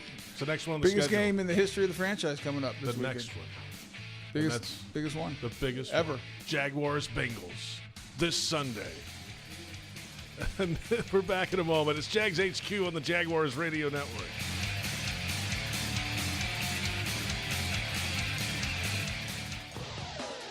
Jaguars fans, it's time to show up and show out. Get game day ready with fresh gear from Fanatics. Rock your teal and black with the new Sideline collection, head-turning headwear, and exclusive drops you won't find anywhere else. Visit any of our 11 convenient locations throughout the stadium and rep your Jags in style. The Jaguars Pro Shop, a Fanatics experience. The Jaguars bring performance, strength, and passion to every play. And you'll find the same when you bank with EverBank. Open an EverBank Performance Savings account and score serious savings. See what you could earn at everbank.com/Jaguars. EverBank, advantage you. Member FDIC and the official bank of the Jacksonville Jaguars. To everyone who craves a fresh meal made just for you, let our team member Jacob share what's special about Culver's. In Wisconsin, our food comes from the heart, and taking the time to handcraft your meal with care is how we've always done it at Culver's. It's why your Butterburger doesn't touch the grill until after you order. Come to Culver's and let us serve you a Butterburger, made special just for you. From Wisconsin with love, welcome to Delicious.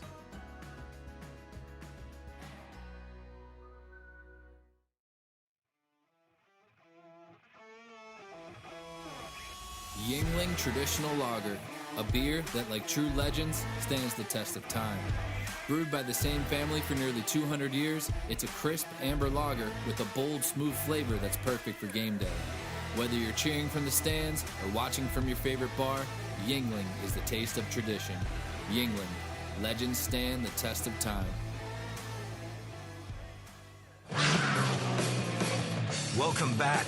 Jags HQ, presented by Fresh from Florida, continues right now. Jags HQ is presented by Fresh from Florida. JP Shadrick, Jeff Lageman. We're at the Hyundai Studios of the Miller Electric Center.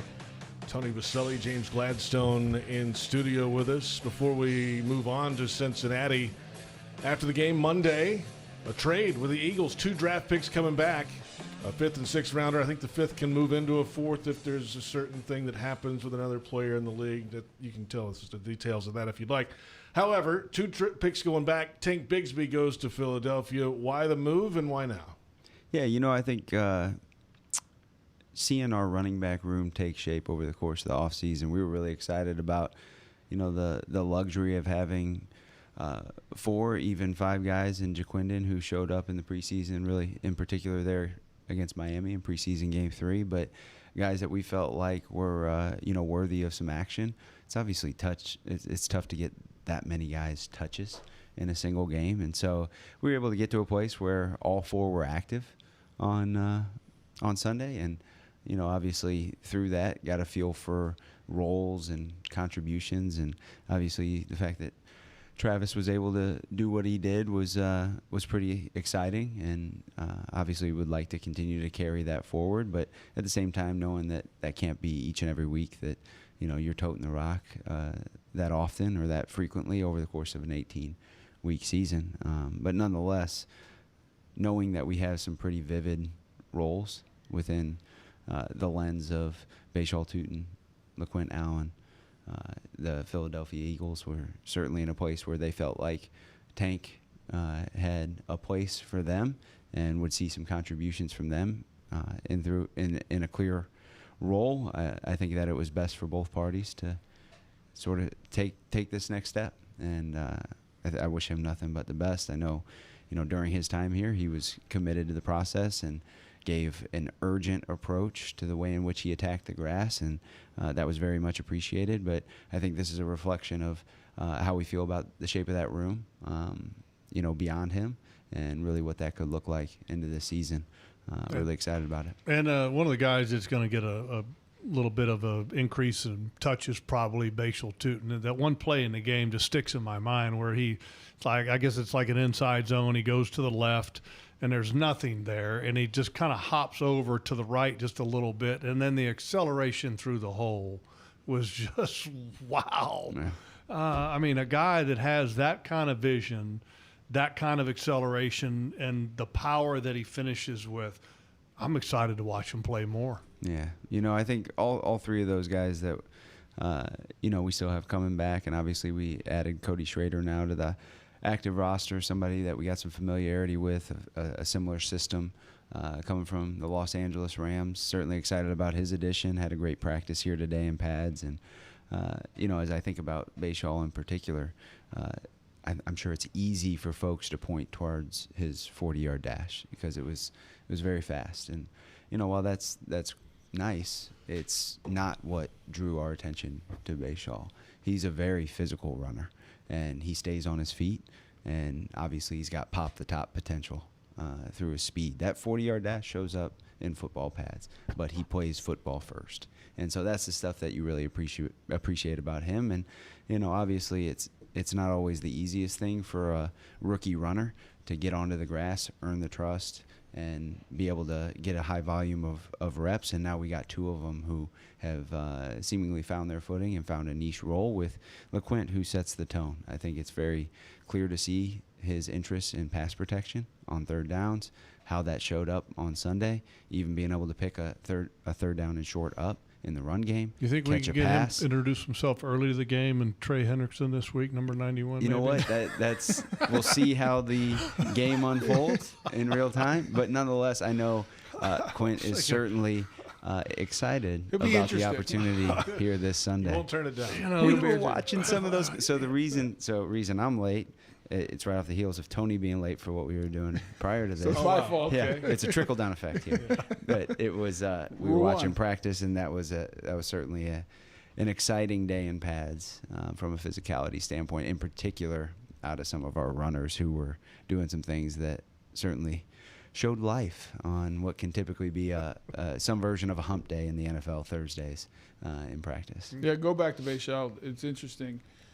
Everyone talks about his speed, which is he's very fast.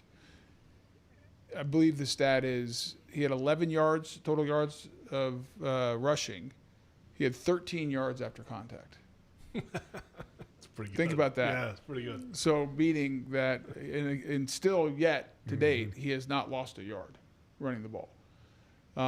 He is somebody who has outstanding contact balance, who finishes runs, and it somehow, some way is falling forward almost every time. So it's unique, because a lot of times you see those 4-2 backs that are more space backs that, they can't move. Maybe not as good laterally, maybe not as good after contact, maybe, they're more open space scat back types. He's a complete back, and I think that's why we're so excited to see what he can do. But as much as excitement as we have for him, you can't bury the story in what Travis did. ETN. No. He was absolutely dominant. He had a great game. He was outstanding in the open field, but also between the tackles. I think is probably we've watched him for a long time, and we've known that he's a talented guy, especially in space. He gets outside, but his ability to really make people miss in the hole between the tackles was outstanding. Did some dirty work, and really just had a great game, and really appreciate his effort and what he brought on Sunday. Every time we talk about the runners, it has to be discussed. We got to talk about the fact that all 11 are involved in the rushing attack. So we can't ever have a conversation about running backs without always giving some nod to the fact that the OL, the tight ends, the wide receivers, even the passing attack brings that stuff to life. So their success is a product of everyone else's role in that, and certainly got to take a moment. It was fun. Has Tony told you that I'm the president of the Brenton Strange fan club? Can I join? There's a lot of members right now. A lot of members. I was from the beginning. I was a founding member. I'm guessing there's a mic with a receipt on it from this spring at some point. I mean, that's take credit. Well done. And I bring that up just because I've watched him since he got here from day one. And who doesn't want a tight end that is willing to do the dirty work and is also more than willing and capable to give you a lot in the passing game? I mean, a true matchup advantage against defenses when you got a tight end that can block like he can and be a receiver like he can. Preach. No, I can think back to, I think I got hired on a Friday evening night, and the next Saturday linked up with our scouting staff, surveyed them, and 2 names surfaced across the large collective results in that survey. And it was the fact that Brenton Strange and Parker Washington were labeled as 2 players who, if given the runway, the opportunity for ascension, that they could in fact do so. And it's really cool to see that show itself so early in the season. I think we felt it for the large majority of the offseason and into training camp, but it's great to see that show itself so quickly. Let's return and move on to Cincinnati and a high-powered offense. Kind of quiet last week. We'll talk about the challenge ahead for the Jaguars D, and this is Jaguars HQ on Jags Radio.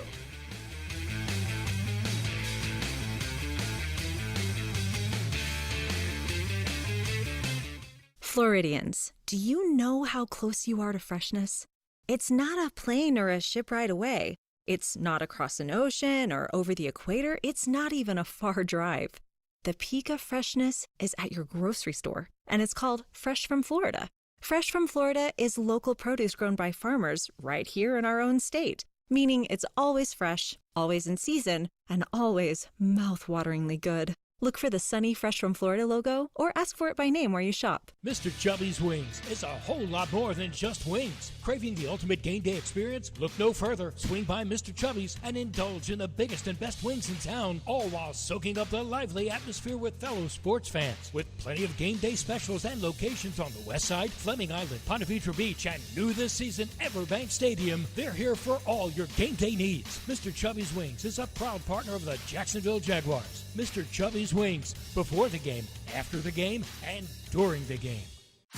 Jags fans, this one's for you. If you've got MyGate rewards, you're already in the game. But now you've got a shot at the ultimate prize, meeting QB1 himself, Trevor Lawrence, at Everbank Stadium with 3 friends by your side. With the MyGate Rewards Gatorade Club, every 5 Gatorade items you purchase equals 1 entry toward your chance to win. Stack them up and score big. See store for details. Gear up for the season. Gates got you.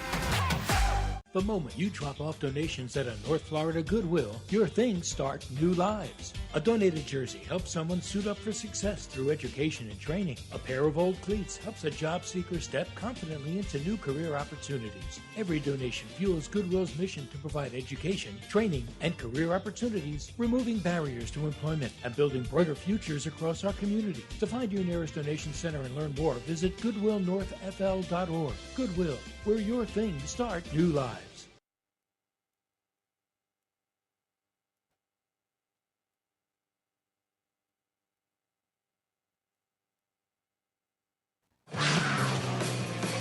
Welcome back. Jags HQ, presented by Fresh from Florida, continues right now. Welcome back. It's Jags HQ, presented by Fresh from Florida. JP Shadrick, Jeff Lageman, GM James Gladstone, EVP Tony Boselli in studio with us live for the next few minutes ahead of the Jaguars-Bengals matchup in Week 2. Paycor Stadium, Cincinnati, the site. And let's start with, Joe Burrow, Jamar Chase. Joe who? T. Higgins. You might have heard of him. Never heard of that guy. A time or two. This is an on. He can be decent. He's pretty good. I guess the question is, why weren't they last week? They've always been slow starting in this regime for whatever reason. They've got like 2 wins, 2-11 in the first 2 weeks. Well, let's give credit to the Cleveland Browns. That's a salty defense. That's a very good Real defense. good. They got a lot of talent. They probably have the best defensive end in football, and Myles Garrett. And their secondary did a great job. They're well coached. That's a good unit. Great so, coach. Like you got to give them. But you got to give them credit. They played a great game. So, listen, don't take anything away from the Cincinnati Bengals offense. Joe Burrow is one of the best quarterbacks in this era. He's outstanding. You got Jamar Chase. You got T. Higgins. You got Gesicki, who's a very, very good receiving tight end. Chase Brown, their running back, is a good player, physical, finishes runs, hard to bring down.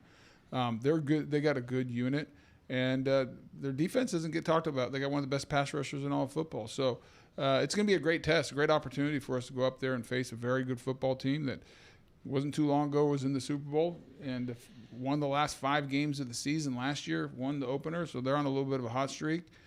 Very confident home opener. It's going to be what an environment. It's going to be a great opportunity for us to go in right into the enemy territory and the crowd. It's an orange out. It'll be, it's going to be a lot of fun. Looking forward to it. Oh, there are some moments in last week's game for Cincinnati versus Cleveland that you're like, oh, so you want to play quarterback in the NFL, huh? That's right. That Joe Burrow takes a hit, gets right back up, calls a play in the huddle. And threw a dime on the another hit, gets right back up, calls a play in the huddle, takes another hit. It was you look at the quarterbacks around the NFL, and for so many of them, you're like, these are some of the toughest human beings on planet Earth. Well, there's some that just don't flinch. No. He's one of them. Joe Burrow is one of the guys that does not flinch. You can hit him 15 times, and the 16th time that he's got pressure coming, he's not flinching. Yeah, that's right. He's staying in there and making the throw. That's right. And throwing it as if there's nobody that's even approaching him. It's fascinating. He's got 199 sacks in 70 career games. Man. That's a lot. Wow. But the record's like 500 and something. Aaron Rodgers, 21 seasons. So he's getting close to halfway. So played forever. That's a lot of hits. A lot of hits, but like James said, it doesn't faze him. And but the one thing that best way to disrupt a great quarterback and get him off is to make him move around there, and you got to hit him. You got to disrupt his timing, because if you allow a guy like that to sit back there with those weapons out there, it's tough on anybody. And so it's a big challenge for our front and our defense to get after him. And but so often, you get stuck on just, okay, we got to pressure him. But it's complementary football across the board, but also on defense. You have to have good, strong coverage, see if you can get him to hold it a tick longer, let the rush get there, just move him off the spot, even if you're not getting him on the ground, hitting him. Just trying to make him as uncomfortable as you possibly can to disrupt the timing of a really good offense. I'm going to go back to speaking of complementary plays, I'm going to go back to this past game a little bit, because a lot of people what do you mean by complementary plays? And if people remember that Jordan Lewis had a pass breakup, PBU, and the intended receiver was Hunter Renfrow. And if it wasn't for Josh Hines-Allen on a little inside power move and then literally forcing Bryce Young to throw off of his back foot and to elevate the ball in the air, Jordan Lewis doesn't make that play. Preach. You know what I mean? So when you talk about complementary football, for the fan base that's out there, that's a perfect example of complementary play within a play itself, because that's how that whole play worked. It's awesome. Great reference point. There's no doubt about it. You hear the marriage between the run and the pass and play calling on offense, right? That's what a lot of people in the coaching tree that Liam Cohen comes from would preach.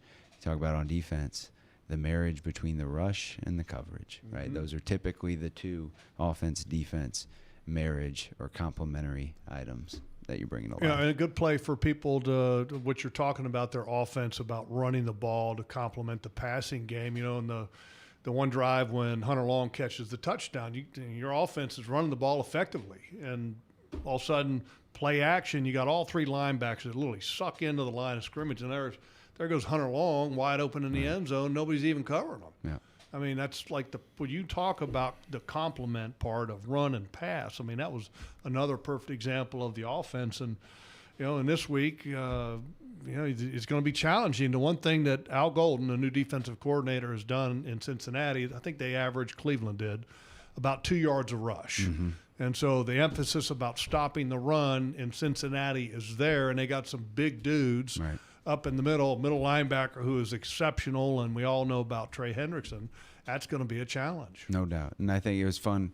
I'm walking the halls of the facility Monday evening, pretty late in the evening, and I'm walking past Grant Udinsky's office, and I see Jack Kaiser sitting in there, and I'm like, what the heck are you guys up to? Poke my head in. Notre Dame. They got Notre Dame film on. So a little deep scoop from Kaiser Let's in go, the preparation Kaiser. for our offense, which was kind of fun to see. You're tapping every well you can when building out a game plan here. It's a really good college defense the last couple of years, too, by the way. There's no doubt about it. And if there's somebody that knows it as a player, it's Jack Kaiser. Yeah. He's a good football 17 player. years. Yeah. I wonder if I don't know, and Tony, you could probably know this better than I could, but I mean, if I had like audibles or anything from a offensive standpoint that the quarterback is talking that language, if I knew some of that language, it would help me as a defender.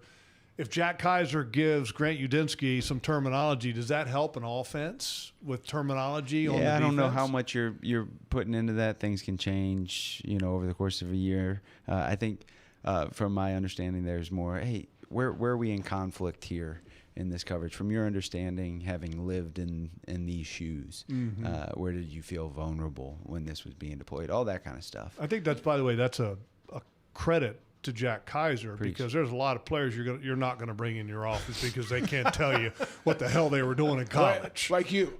Like me.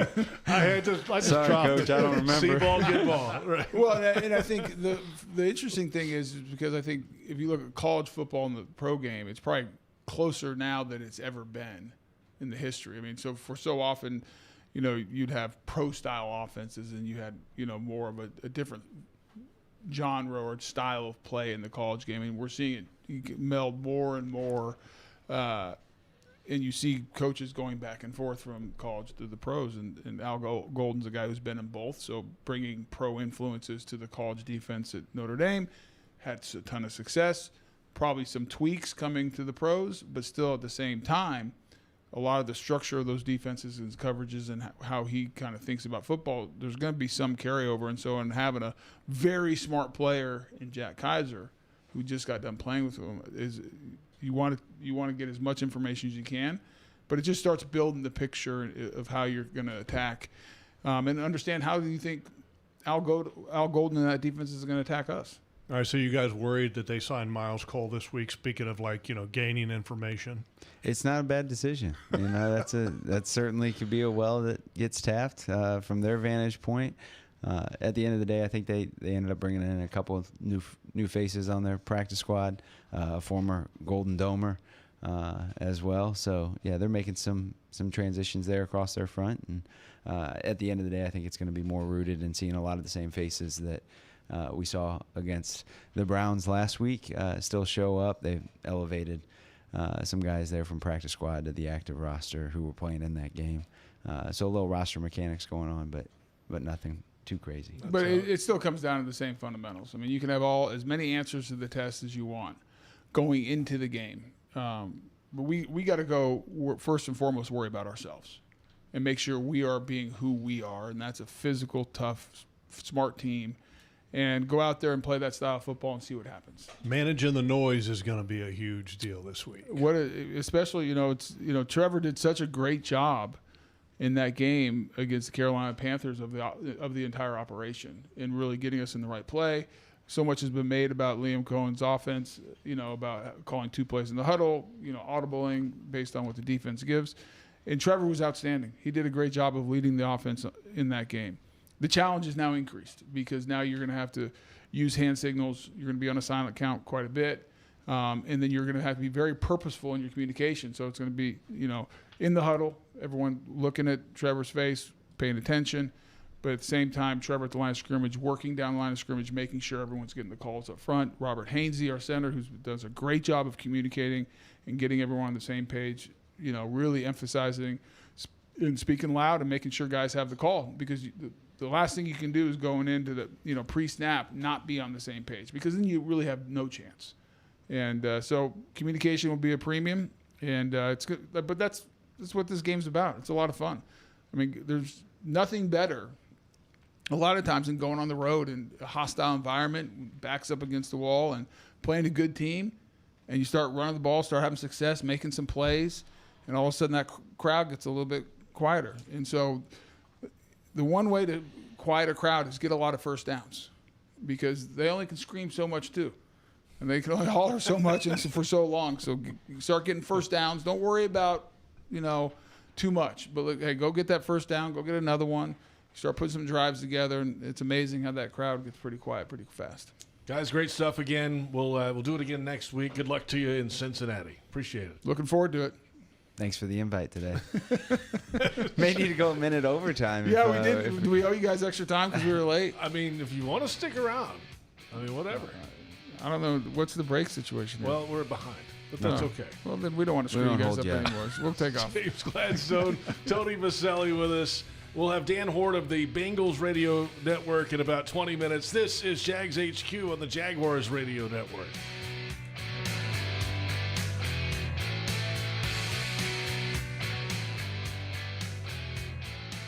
Ranked one of the nation's top universities, the University of Florida is on a mission to transform education. UF continues to help grow the economy through research breakthroughs and leadership in AI. And with its nationally recognized career services, UF students and graduates have never been better prepared to make a difference in the world. To learn more about how the University of Florida fuels bold ideas that make an impact around the globe, visit fromflorida.ufl.edu. If you are an experienced electrician looking for your next big opportunity, look no further than the Miller Electric Company, a trusted name in the industry for over 96 years. At Miller Electric, we tackle the biggest projects in the city, offering you the chance to showcase your skills on a grand scale. We believe in rewarding hard work with the best pay, top-notch benefits, and an unbeatable culture where people actually care about each other. Take your career to new heights with Miller Electric Company. Apply today at millercareers.com. Miller Electric, an equal opportunity employer. It's Ford Truck Month, America. Time to get into Ford F-Series, America's best-selling trucks for 48 years straight. Choose a gas, hybrid, or all-electric F-150. Got a heavyweight job to do? It's time for Super Duty. Save on a great selection of Ford trucks, including Maverick and Ranger. It's Ford Truck Month. Time to make your move.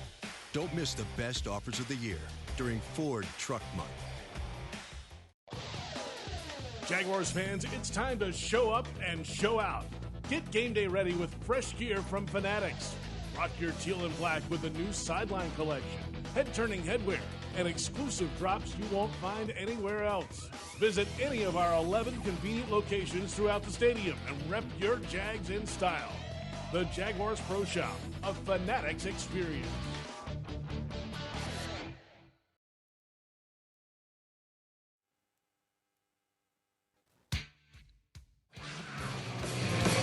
Welcome back. Jags HQ, presented by Fresh from Florida, continues right now. We are on the Jaguars Radio Network, presented by the University of Florida, #1 university in the U.S. News and World Report's #1 state for education. And welcome back to Jags HQ. JP Shadrick with Jeff Lageman. Our thanks to Tony Boselli and James Gladstone joining us most every week here on this program. We'll have head coach Liam Cohen occasionally throughout the season. But the Jags are 1-0, and they're on to Cincinnati. And there's a lot of positive out of last week's game, but still a lot to work on, and better to work on it after a winning result. And that was kind of the vibe, I think, in the building this week, and especially from these two here. Well, yeah, I mean, it's always nice. It's positive, and energy's always there when you win, especially early in the season. And the reality is that when you win that first game, the chances of making the playoffs literally are doubled.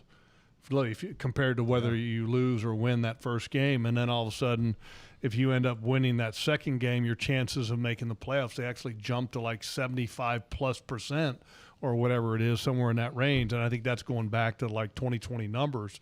So, I mean, the reality is analytically, if you look at it from that standpoint, it's all good stuff, you know. And Cincinnati's going to be a great challenge. Their offense is dynamic. Jamar Chase is, I think, the best wide receiver in football, and they're going to have to do a really good job of minimizing the damage because he's going to create damage, and you're not going to stop the damage. You just got to minimize it. To your point about the statistics, the 1-0 start, 54% of teams have made the playoffs since 1990. A 2-0 start, 64% of teams have made the playoffs since 1990. 3-0 at 75%. So it's basically you're adding 10% every time you win a game up to 4-0. Stack 4-0 is 85% at 4-0. And you know, you had mentioned this earlier that Zach Taylor's record as a head coach is 2-11 since he took over in the first 2 weeks of the season. And that's not a great number. And if you looked at Cincinnati historically, they have not been great early in the year at all, not just in the first two games. They've always been slow starters. And if you looked at the Cleveland game, that was an example of a slow start. So I don't think you have them hitting on all cylinders like they were towards the end of last season when they finished out, you know, with whatever 4 or 5 consecutive wins to close the season out. So I think it's a good time to get Cincinnati. I would rather be playing Cincinnati week 2 as opposed to week 16, I can tell you that. Yeah, when they're rolling, it's tough to slow this group down for sure. We'll come back in a moment, and we'll get that Cincinnati perspective from Dan Hoard, the longtime voice of the Cincinnati Bengals, his thoughts on the receiving duo and the Super Bowl window for the Bengals. That's next. It's Jags HQ on Jaguars Radio.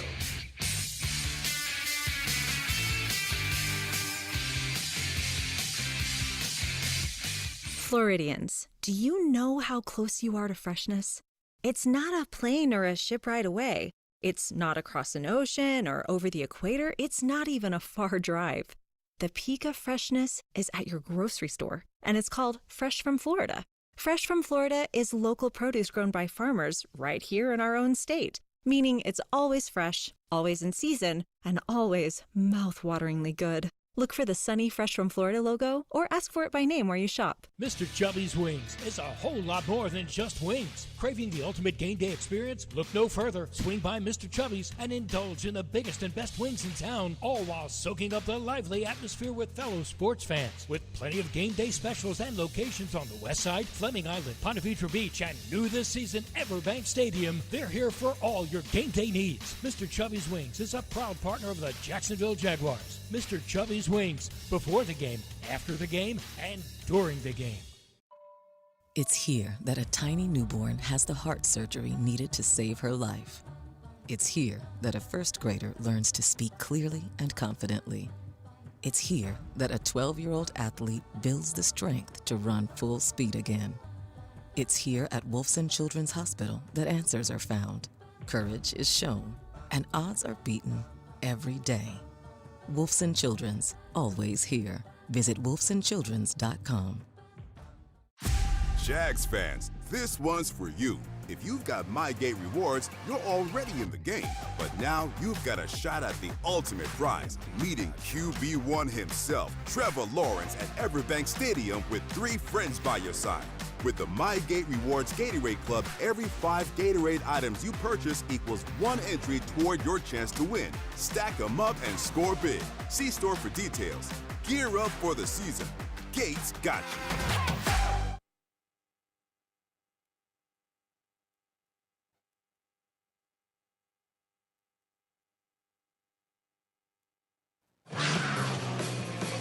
Welcome back. Jags HQ, presented by Fresh from Florida, continues right now. Jags HQ rolling along on this Thursday. JP Shadrick with you. We'll get with Jeff Lageman shortly again for more ahead of this Jaguars-Bengals matchup. Well, let's get that Bengals perspective. Dan Hoard has been the voice of the Cincinnati Bengals since 2011, also the voice of the Cincinnati Bearcats on radio, the college football team.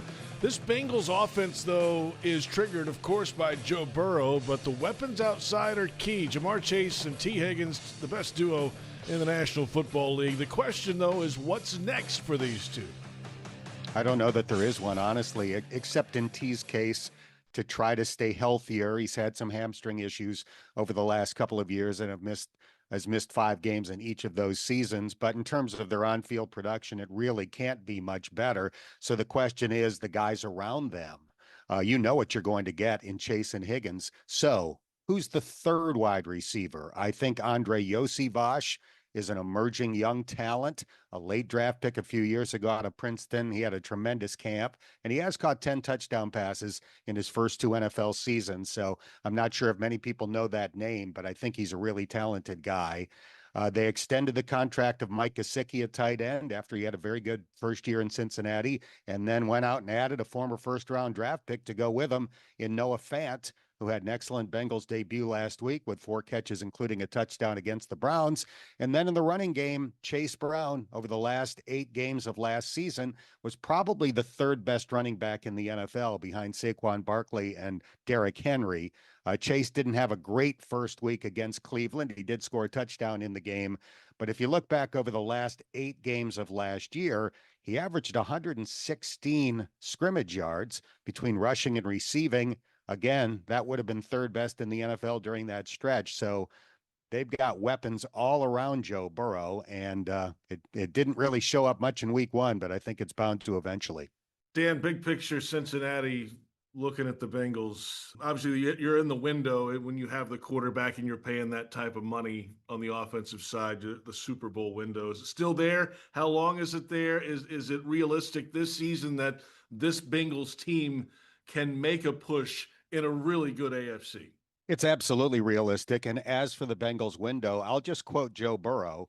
I believe it was the year after they went to the Super Bowl and people realized that the rookie contract was going to expire in the next year or 2. So somebody asked him about, what is your Super Bowl window? And Joe's quote was, "The Super Bowl window is my entire career," which shows his confidence. And I agree with it. When you have one of those guys, one of the truly elite top 5 quarterbacks in the NFL, they elevate everybody on the roster. So Patrick Mahomes went through this. The Chiefs basically successfully have done what the Bengals are trying to do. Get young and cheap on defense once your quarterback is making the big bucks. And obviously the Chiefs keep going to the Super Bowl, so it can be done. I think in Cincinnati, it will happen. I'm pretty confident in thinking that Joe Burrow will get back to a Super Bowl at some point, hopefully win the next one. And it's not out of the question this year. The defense doesn't have to be elite. As I said earlier, middle of the pack or better probably puts Cincinnati in the mix to represent the AFC in the Super Bowl. That is Dan Horde, the voice of the Cincinnati Bengals, and Chase and Higgins, really big numbers last year, over 1,700 yards for Chase, over 900 for Higgins in an injury-shortened campaign, and the best duo in the National Football League with one of the top quarterbacks throwing it to them. We're back in a moment. Jeff Lageman returns after this. It's Jags HQ on the Jaguars Radio Network.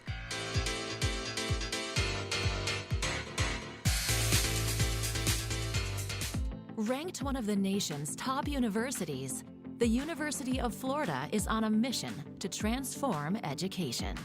UF continues to help grow the economy through research breakthroughs and leadership in AI. And with its nationally recognized career services, UF students and graduates have never been better prepared to make a difference in the world. To learn more about how the University of Florida fuels bold ideas that make an impact around the globe, visit fromflorida.ufl.edu. If you look closely at a Ford SUV, you won't just see eye-catching design. You'll feel adventure and a new sense of freedom in a Ford Bronco, or an elevated level of confidence from the advanced technology found in a Ford Explorer. And with standard 4x4 in the Bronco Sport, you'll find the strength to overcome almost any obstacle. It's time to see Ford SUVs in a new light. Stop by your local Ford dealer today to find a great deal on a new Ford SUV. NFL fans, when it's time to get Jaguars tickets, you can tackle game day with total certainty with Ticketmaster. With 100% verified tickets available all season long, you can count on getting in with ease and spend time focusing on the good stuff. Even if you're headed to the game last minute, you can still score seats. Want to meet up inside the stadium with your crew? Transferring your tickets is an easy handoff. So get those touchdown celebrations ready and score your tickets today at Ticketmaster.com/Jaguars. Popsicles, sprinklers, a cool breeze. Talk about refreshing. You know what else is refreshing this summer? A brand new phone with Verizon. Yep, get a new phone on any plan with Select Phone Trade-In and My Plan. And lock down a low price for 3 years on any plan with My Plan. This is a deal for everyone, whether you're a new or existing customer. Swing by Verizon today for our best phone deals. 3-year price guarantee applies to then current base monthly rate only. Additional terms and conditions apply for all offers. Jaguars fans, it's time to show up and show out. Get game day ready with fresh gear from Fanatics. Rock your teal and black with the new sideline collection, head-turning headwear, and exclusive drops you won't find anywhere else. Visit any of our 11 convenient locations throughout the stadium and rep your Jags in style. The Jaguars Pro Shop, a Fanatics experience.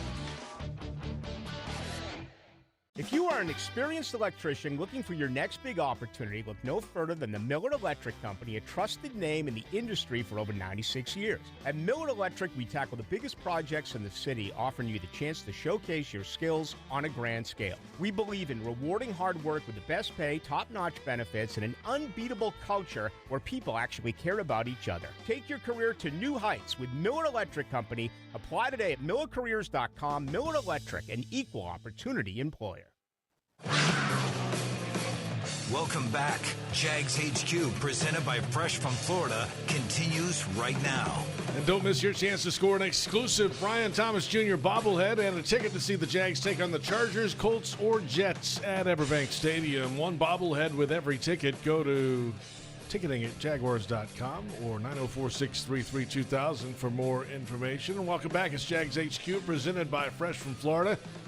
JP Shadrick with Jeff Lageman. We had Tony Boselli in, James Gladstone as well a little bit earlier. We just heard from Dan Hort of the Bengals radio network.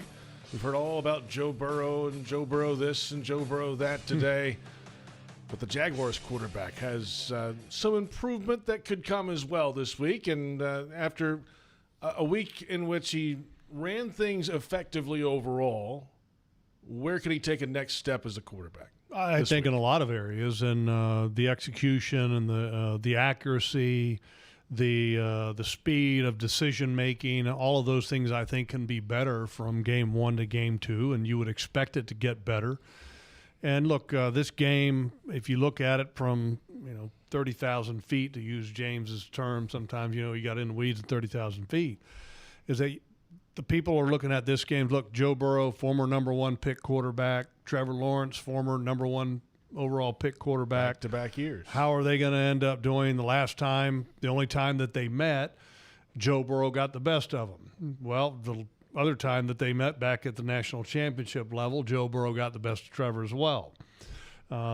Trevor's actually faced the Bengals twice, but it was the backup that played in that game here in Jacksonville. Yep.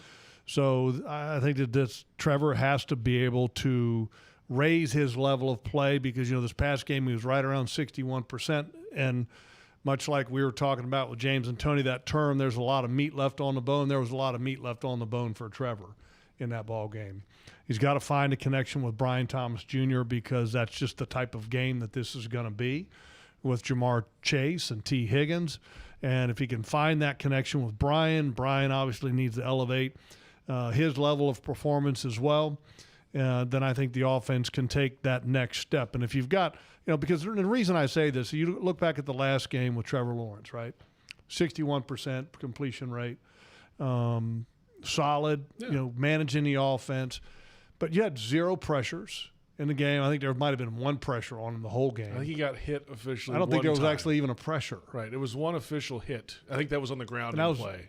And then no sacks. And no sacks, and you got 200 yards. And when you've got that on your side, the execution needs to be a tick higher. and in fact, a couple ticks higher. I think when you have pressures and the running game may not be as functional as that, then you would expect the performance to be even a little bit higher than what it was. So he's got to improve his level of performance. Let's come back and get our final thoughts ahead of Week 2. The Jaguars and the Bengals coming up this Sunday at Paycor Stadium in Cincinnati, Ohio. This is Jags HQ on Jaguars Radio.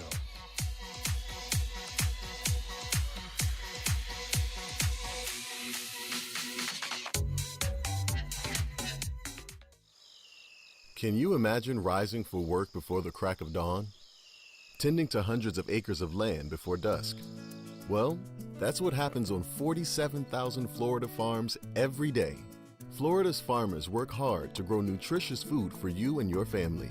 And you can help support them by enjoying delicious Fresh from Florida produce.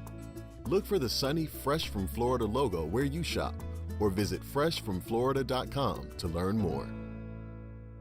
Mr. Chubby's Wings is a whole lot more than just wings. Craving the ultimate game day experience? Look no further. Swing by Mr. Chubby's and indulge in the biggest and best wings in town, all while soaking up the lively atmosphere with fellow sports fans. With plenty of game day specials and locations on the West Side, Fleming Island, Ponte Vedra Beach, and new this season, Everbank Stadium, they're here for all your game day needs. Mr. Chubby's Wings is a proud partner of the Jacksonville Jaguars. Mr. Chubby's Wings, before the game, after the game, and during the game.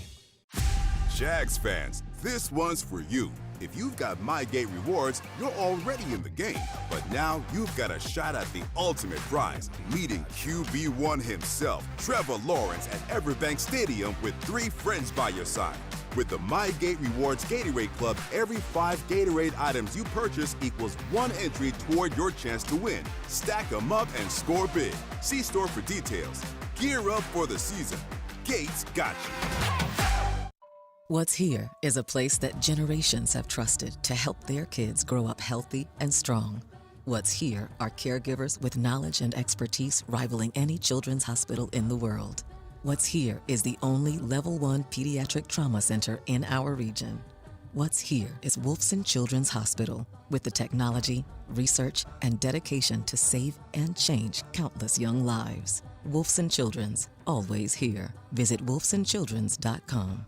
The moment you drop off donations at a North Florida Goodwill, your things start new lives. A donated jersey helps someone suit up for success through education and training. A pair of old cleats helps a job seeker step confidently into new career opportunities. Every donation fuels Goodwill's mission to provide education, training, and career opportunities, removing barriers to employment and building brighter futures across our community. To find your nearest donation center and learn more, visit goodwillnorthfl.org. Goodwill, where your things start new lives.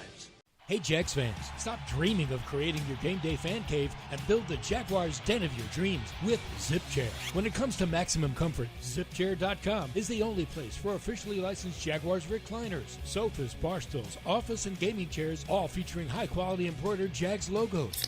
Crack open a few cold ones in the comfort of a ZipChair and make your home the place to be on game day. Head over to ZipChair.com and save 20% today. Use code JagsRadio at checkout. ZipChair.com, furniture for fans.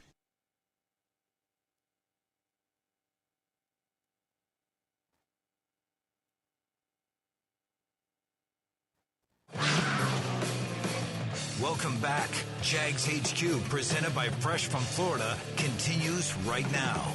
Final moments of the program, Jags HQ. Glad you're with us on the Jaguars Radio Network. Hope you'll be with us again on Sunday with a noon countdown to kickoff ahead of the 1 o'clock total leather time in Cincinnati.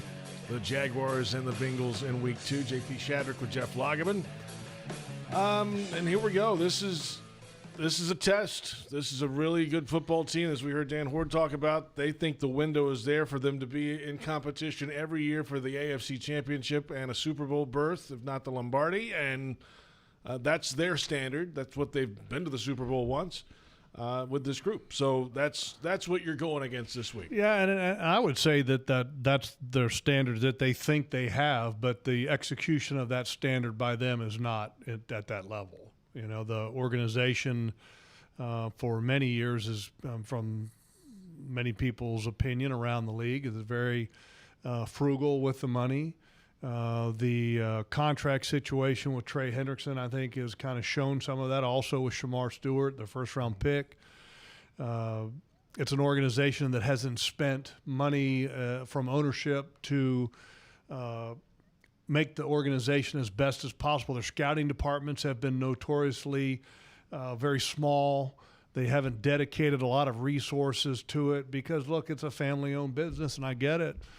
But if you want to compete, I think you got to have the commitment, and that's one of the reasons why I appreciate what we have here in Jacksonville, Shad Khan. There's no shortcuts. Yeah. There's no frugalness. Whatever is needed to win is given to the staff to do the best job they possibly can do. Real quick, you feel good about the chances this week? I think it's a toss-up game. I really do. I think you're catching Cincinnati at the right opportunity, which is early in the season where they haven't really hit a roll yet, and you're feeling confident about the physical way you played in Week 1. We'll see if they can go on the road and do it again. For Jeff Lageman, I'm JP Shadrick. Our thanks to Joe Fortunato, Brent Reber, our entire crew. Thanks to you for listening to Jags HQ on the Jaguars Radio Network.